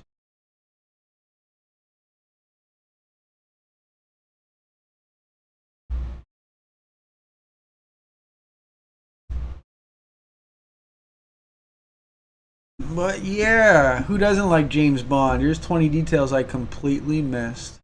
1986, Broccoli offered Brosnan the part for The Living Daylights, and he'd even done publicity photos. However, NBC reversed the cancellation just as Brosnan was about to sign the Bond contract. The role went to Timothy Dalton instead. Brosnan waited nearly a decade before finally taking the role in 1994 when Martin Campbell selected him. The delay ultimately worked in his favor, as he brought a maturity to the role that wouldn't have been possible in 1986. Number 17, actress Judi Dench became the first female M in the franchise, replacing Robert Brown in a casting decision that reflected modern workplace shifts and intelligence reforms. Her appointment signaled the producer's intention to modernize Bond's world beyond just recasting the lead actor. Dench's confrontation scene with Bond establishes a new authority dynamic, with M directly challenging his methods rather than offering paternal guidance. The scene where she calls him a sexist, misogynist dinosaur became one of the film's most quoted moments. Martin Campbell and Barbara Broccoli wanted someone who could credibly command respect and intimidate Brosnan's Bond through presence alone. Her performance was so compelling that she remained in the role longer than any actor who played Bond opposite her. Dench continued in the role through 4 Brosnan films. Number 16, Sean Bean plays Alec Trevelyan, Agent 006 and Bond's friend presumed dead during the pre-credits mission at Arkhangelsk 9 years earlier. The concept of a rogue British agent modernized the villain archetype, making the threat personal and psychological. Trevelyan's backstory references the Layans Cossacks and post-World War II repatriation events, grounding his revenge in historical grievance against the British government. The graveyard confrontation in Russia underscores the betrayal, with Bean delivering a monologue explaining how he faked his death. Bean's casting brought credibility through his dramatic range demonstrated in Patriot Games, making Trevelyan a formidable adversary who matched Bond's skills perfectly. The 006 designation emphasized that Trevelyan was Bond's equal in training, skill, and ruthlessness. Number 15, the name comes from author Ian Fleming's Jamaican estate called GoldenEye, where he wrote all the original Bond novels between 1952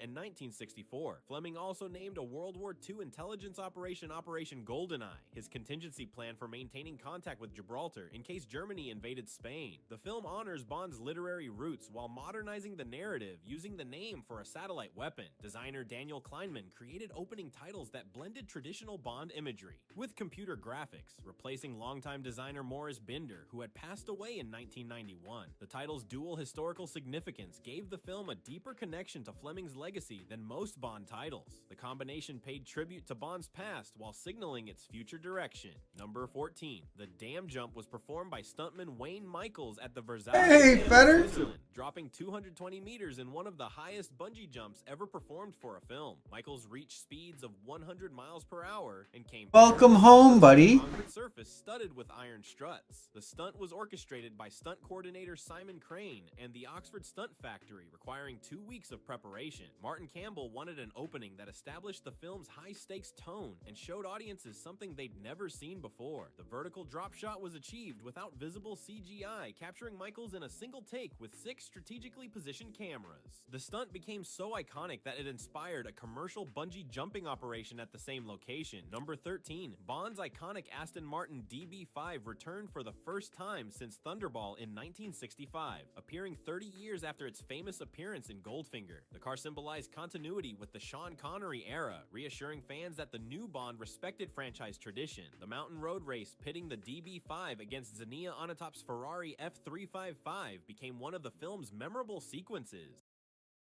Let's play around a DMZ, bro. Can't play too long. I gotta go to work in a bit, but I can play a little bit.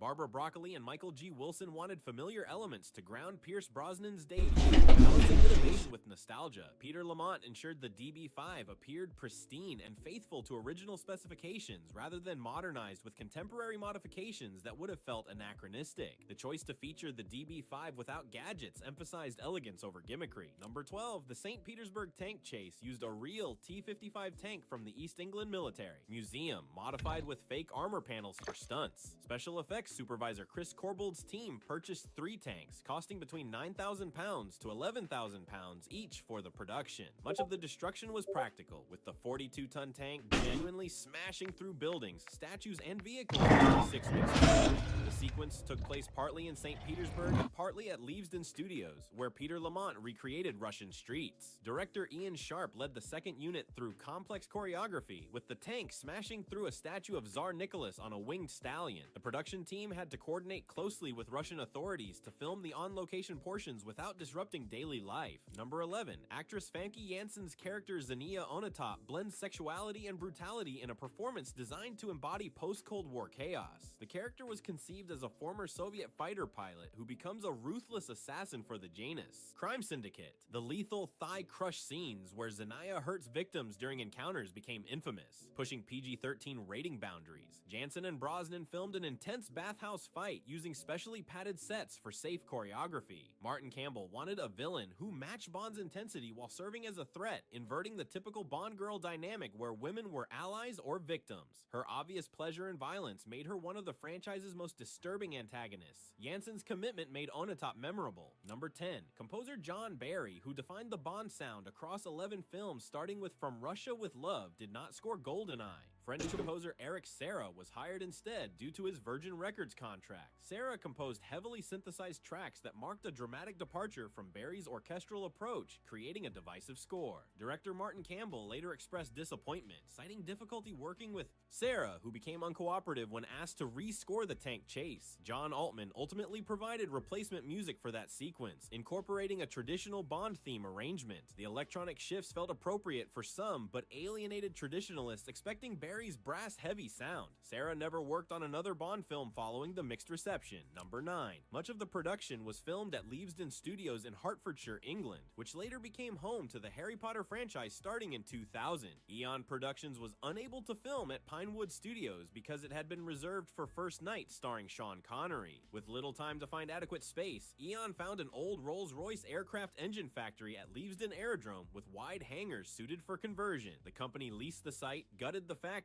and turned it into stages and workshops. Large-scale sets, including the satellite control room, were built at Leavesden, along with recreated St. Petersburg streets for the tank chase, shot by second unit director Ian Sharp. The temporary facility proved so successful that it became a permanent studio complex. Number 8. The screenplay was initially written by Michael France, hired in May 1993, who researched by traveling to Russia to interview former KGB agents. Screenwriter Jeffrey Kane later revised France's draft with additional work by Kevin Wade and Bruce Fairstein to update political context. France's first draft was completed around January 1994, though development began months earlier with Barbara Broccoli providing guidance. The rewrites reflected changing geopolitics, transforming what might have been a traditional Cold War narrative into something addressing contemporary concerns about nuclear proliferation. Updated dialogue references Russia's economic collapse and NATO's uncertain role, grounding the satellite weapon plot in recognizable 1990s anxieties about the former Soviet Union's nuclear arsenal. The collaborative process ensured the film felt contemporary rather than dated upon release. Number 7.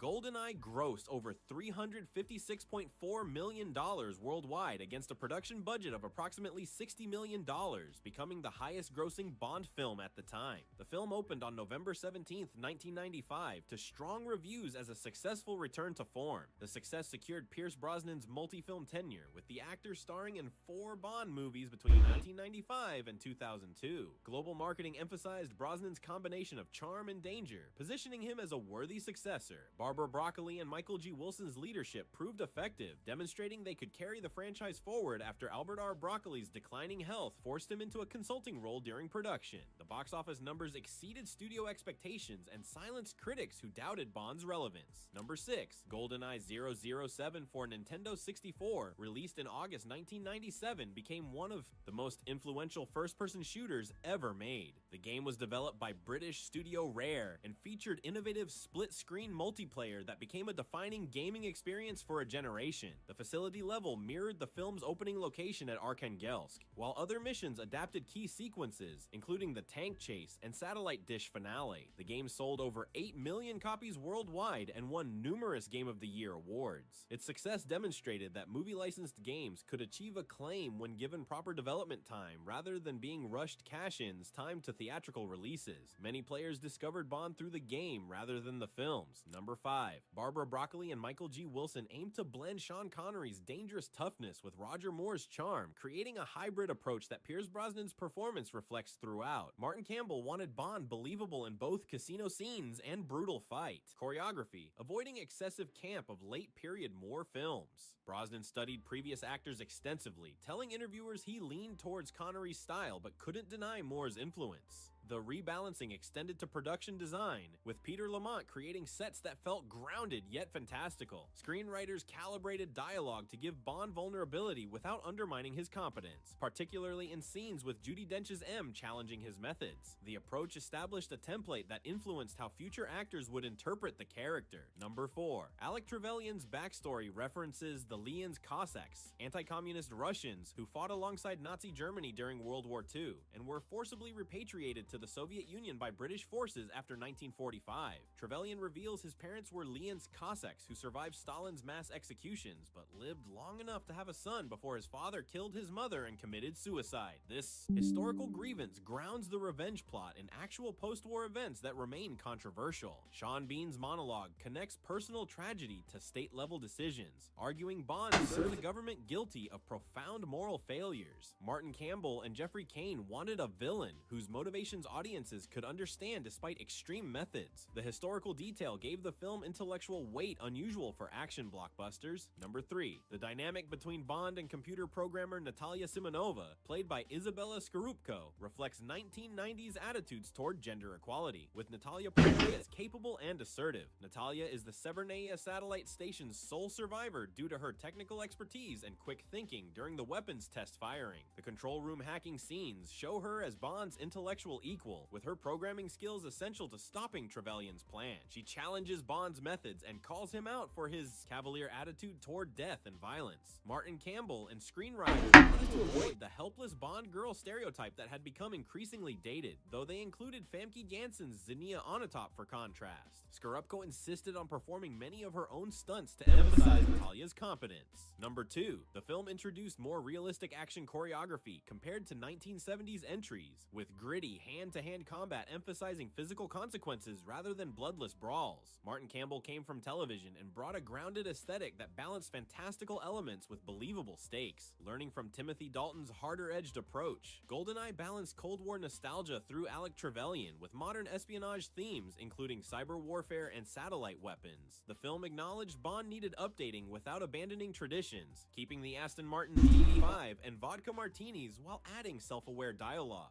Cinematographer Phil Maher shot action sequences with kinetic energy that felt contemporary, alongside True Lies and Die Hard with a vengeance, avoiding static camera setups. The modernization proved you could respect Bond's history while pushing the franchise forward. Number 1. Without GoldenEye's critical and commercial success, grossing $356.4 million worldwide, MGM's financial instability combined with 6 years away might have ended Bond's theatrical run permanently. The stakes were enormous, with industry observers questioning whether audiences still cared about a Cold War relic in a post-Soviet world dominated by CGI spectacles like Jurassic Park. The film re-established 007 as a global blockbuster force in the 1990s, proving the character could evolve.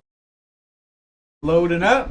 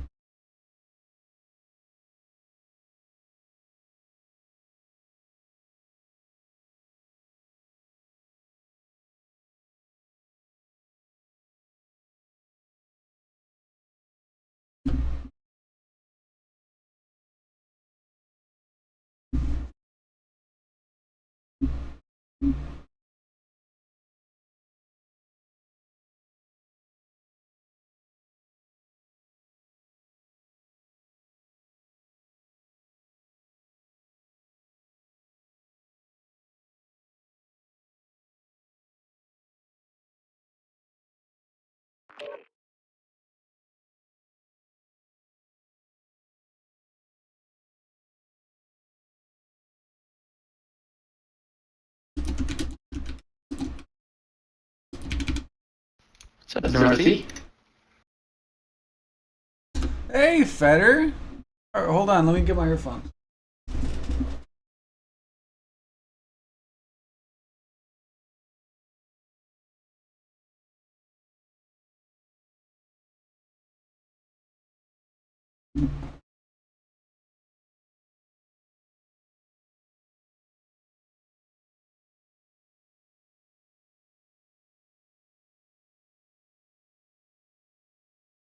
Hello?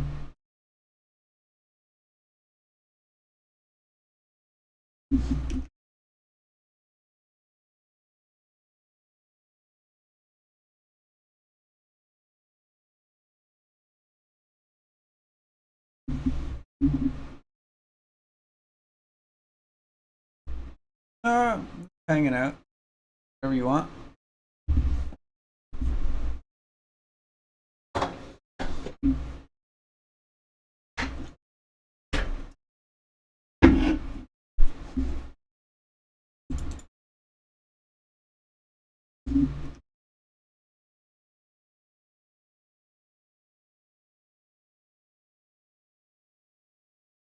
Is it light?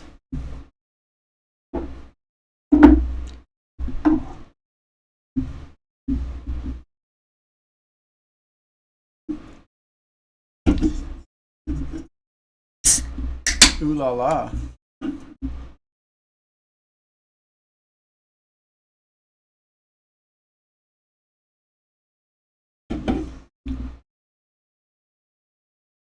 Sound.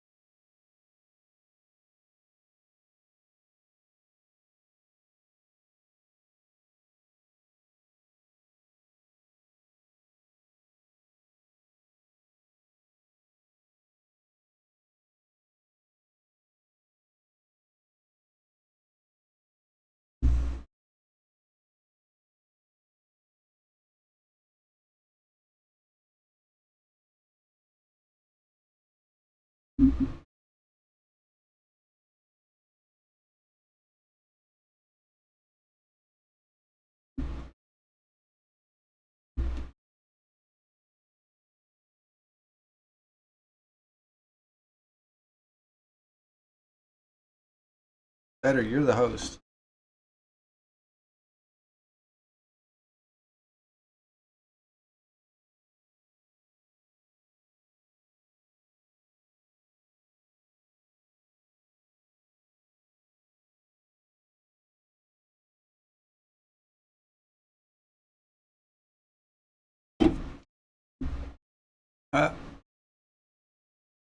I know.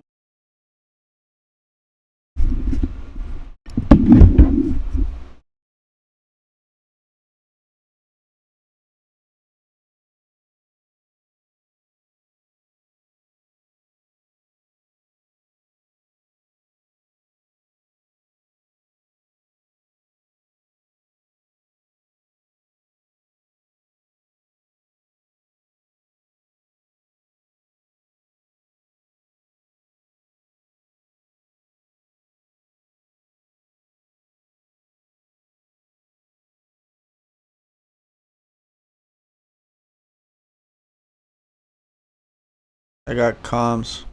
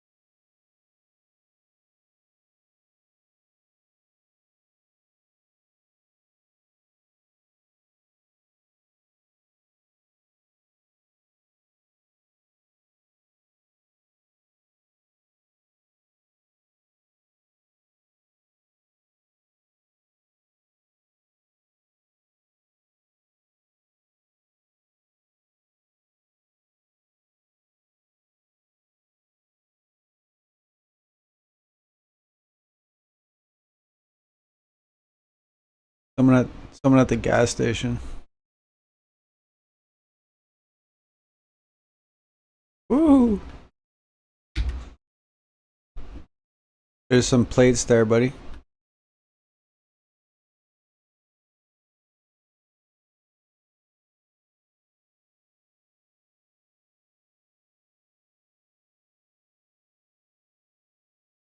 They're on the highway.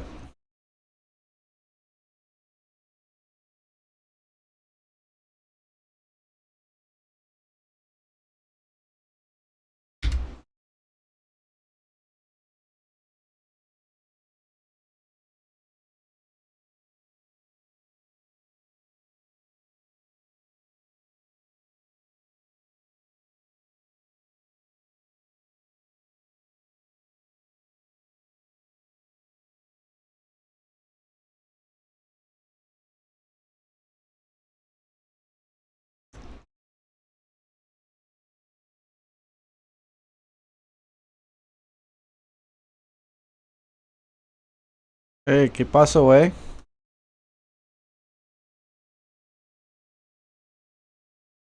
Oh no.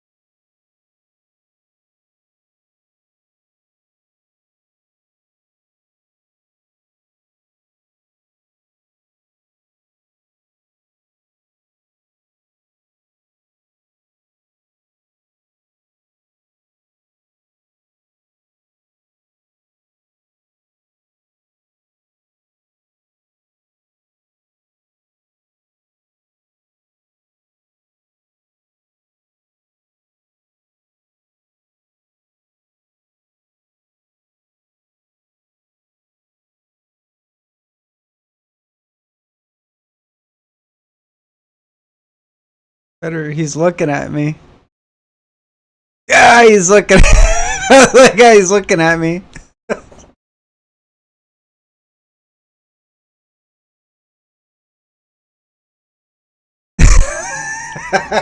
Stupid kill cam. Fuck.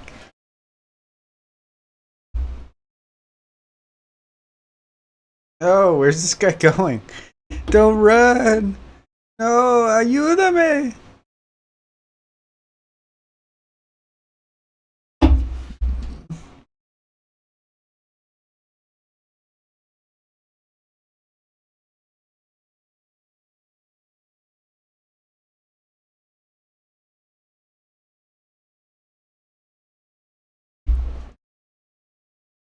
Dice, ¿dónde vas? ¿Dónde vas?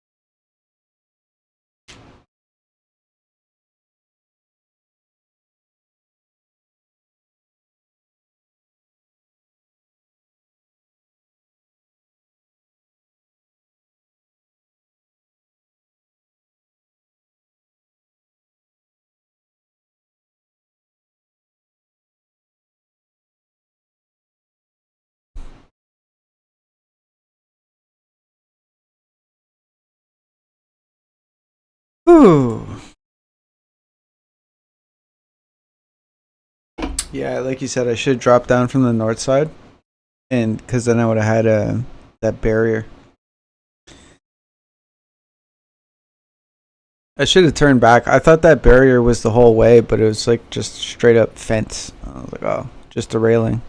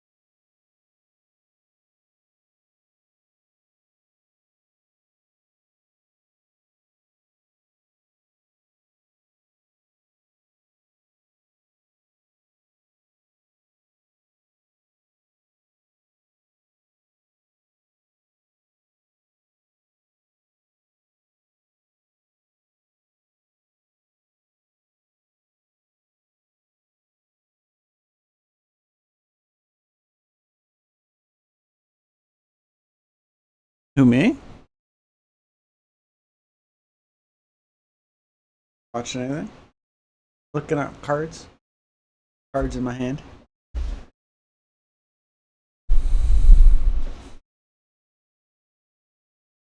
No, I don't know. Refresh your page. You're not live?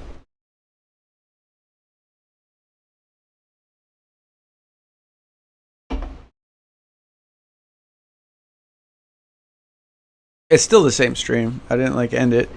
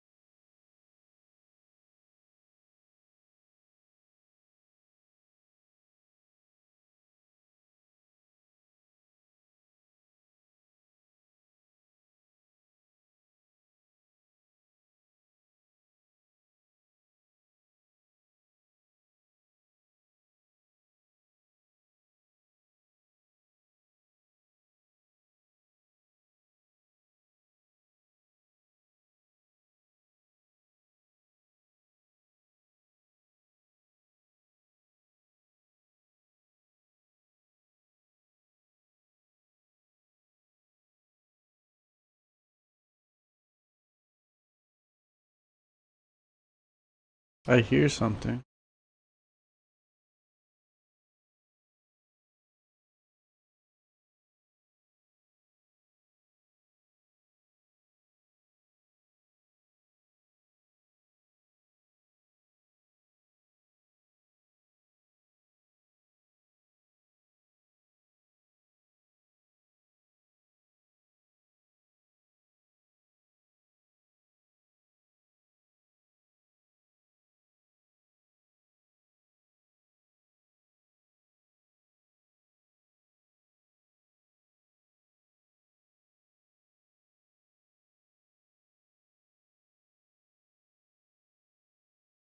That's funny. There's a scuba gas mask in this box with 0%.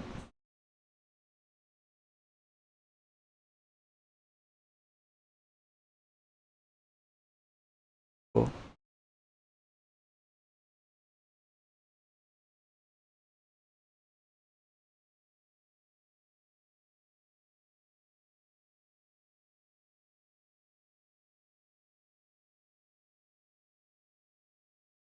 Got it. Just one?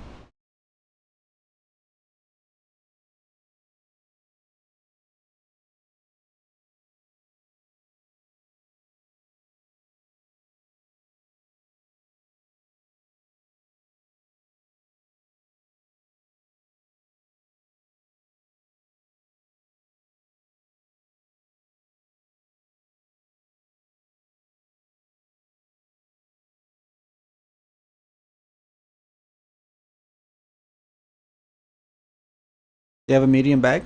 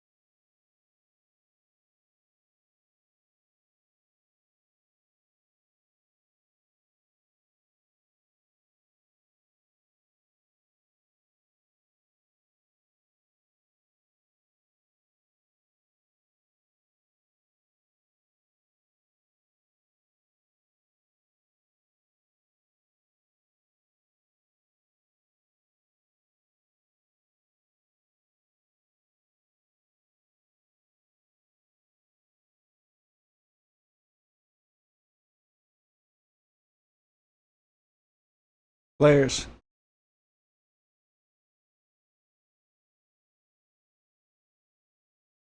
That's up to you.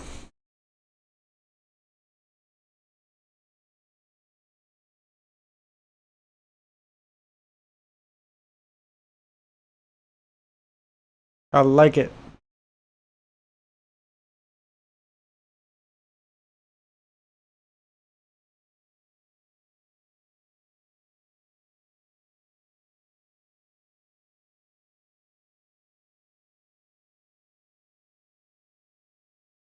Yeah, there's a team.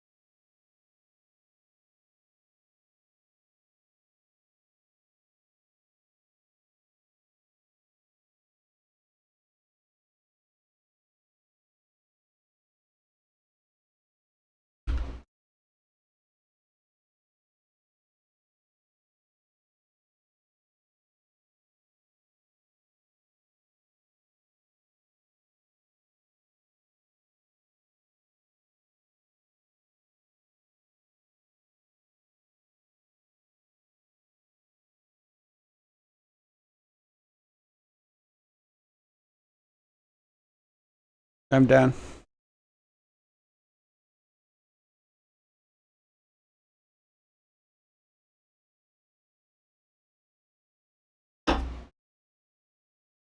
Damn.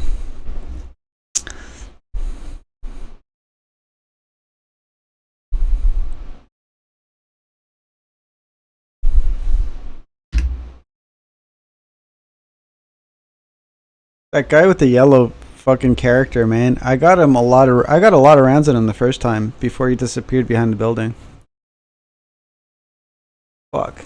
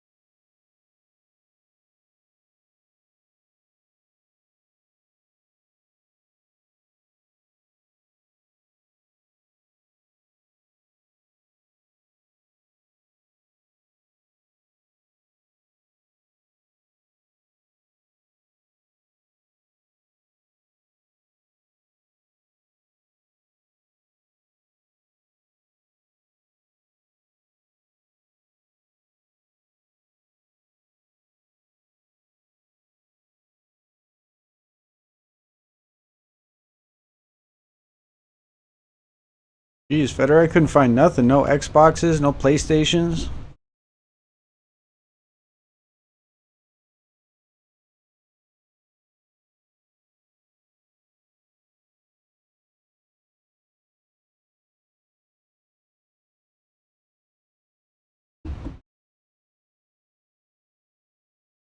Spec Ops Relay Station, Rohan Oil South Guard Shack.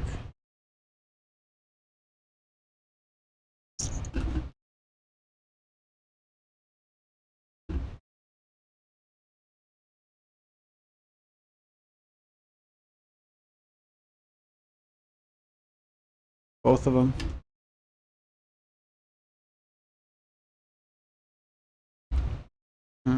Spec Ops Rally Station Key.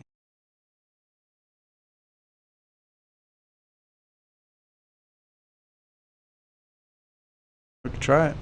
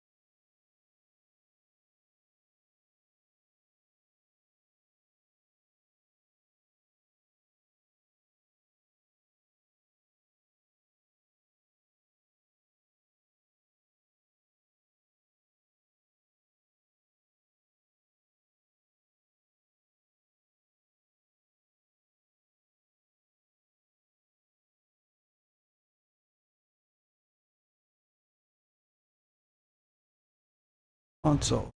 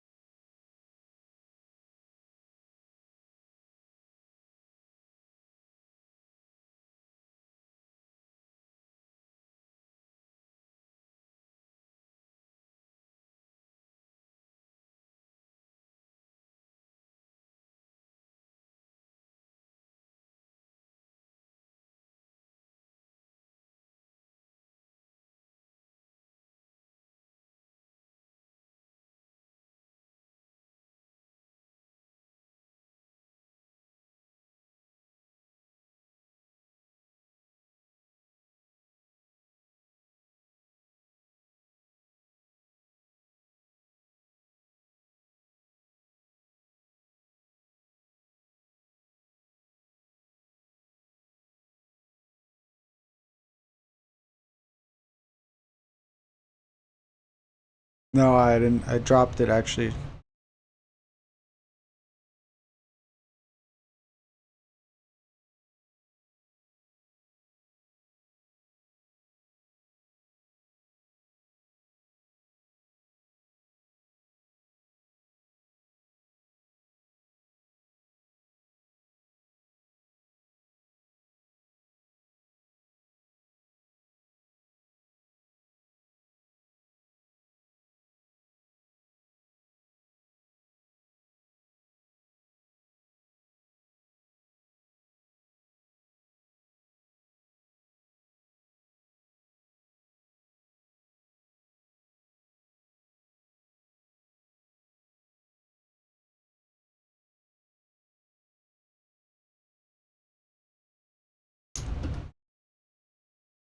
So he does have a mic. He just doesn't want to use it with us.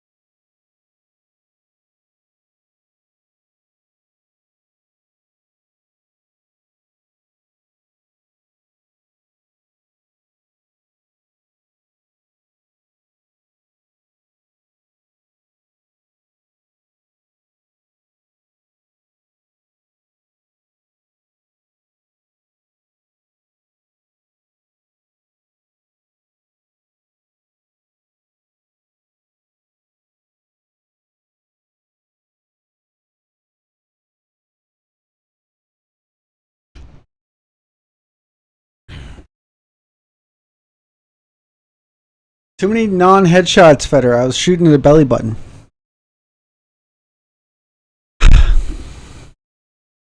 I said I got a lot of shots on him, but I was shooting their belly button.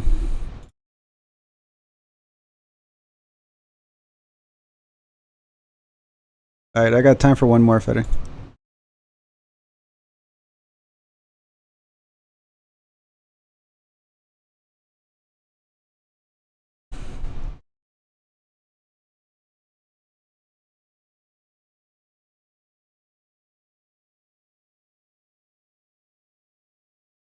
That's funny.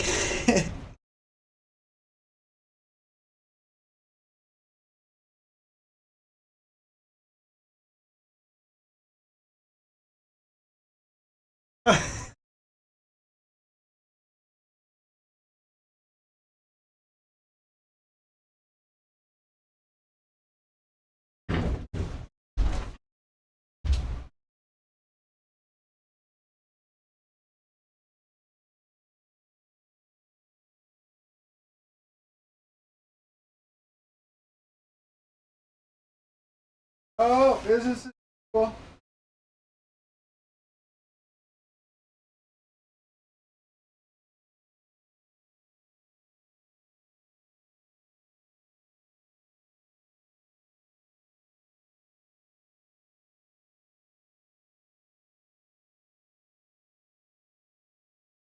Yeah.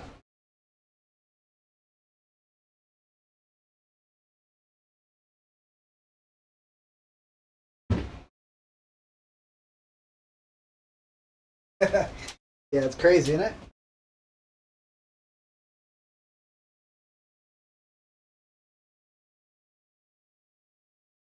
Yeah, same thing here. It was like fucking beautiful weather out. Like went outside in a sweater and I was loving it. And the next day it was windy and blizzard snow. Not blizzard, but like, you know what I mean? It was blowing snow. I'm like, what the heck is happening?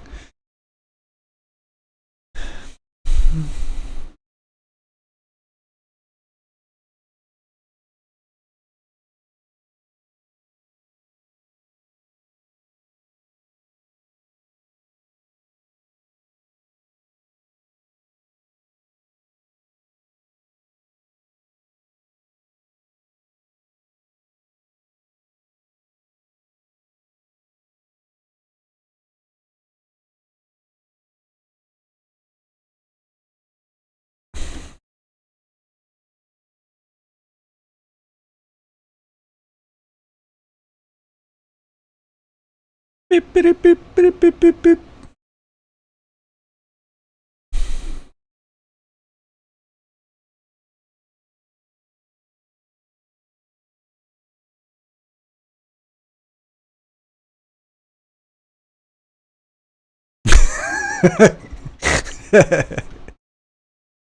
Mission accomplished.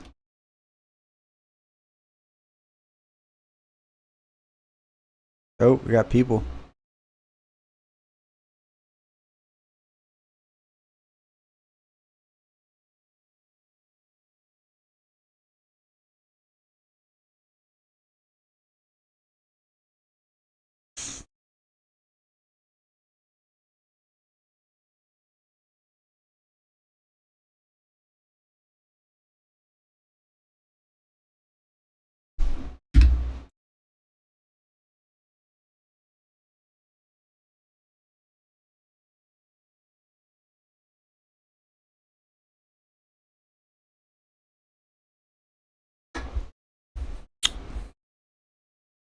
Hey, I was progress fighter.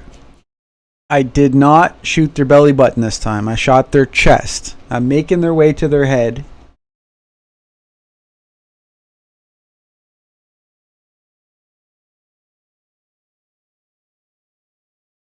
Headshots?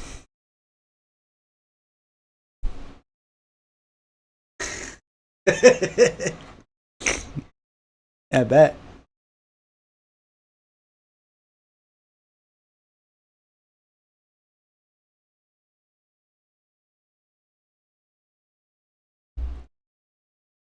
What happens when you shoot something?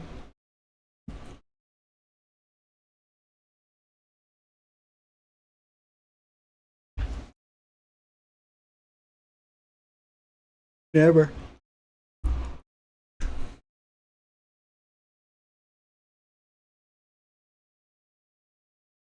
I've only eaten wild game once. Ever.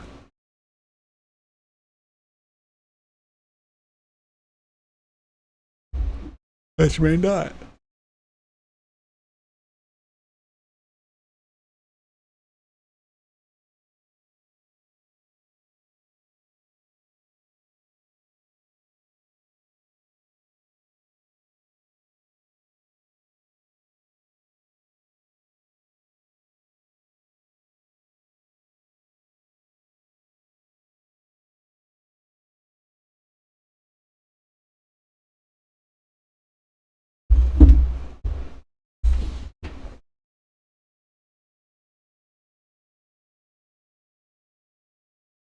Yeah, you gotta at least cook your shit.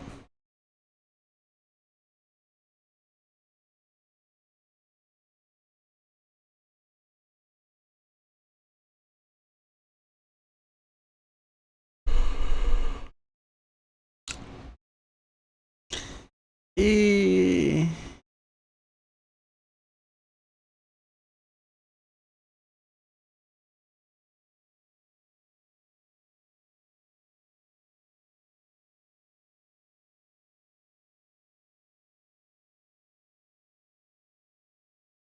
I hear something.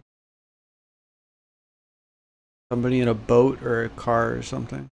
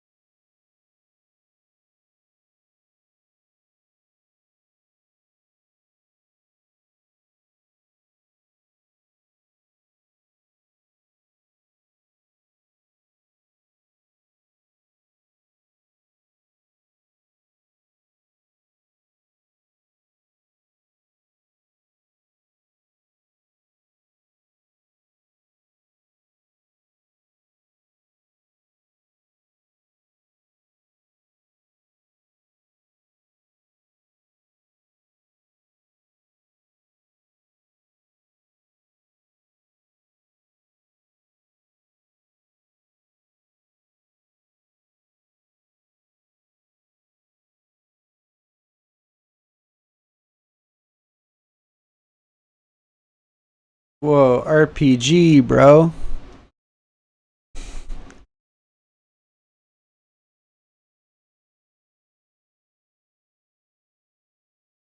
Broski had me ADSs before I even came in sight. He's locked on that corner.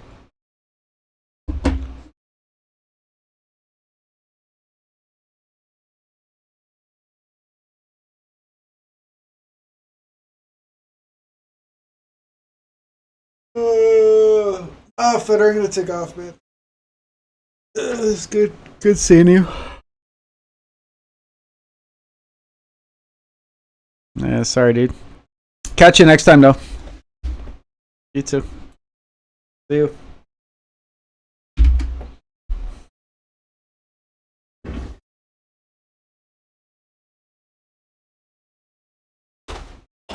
Well, I think it's safe to say that we're not getting a drop today.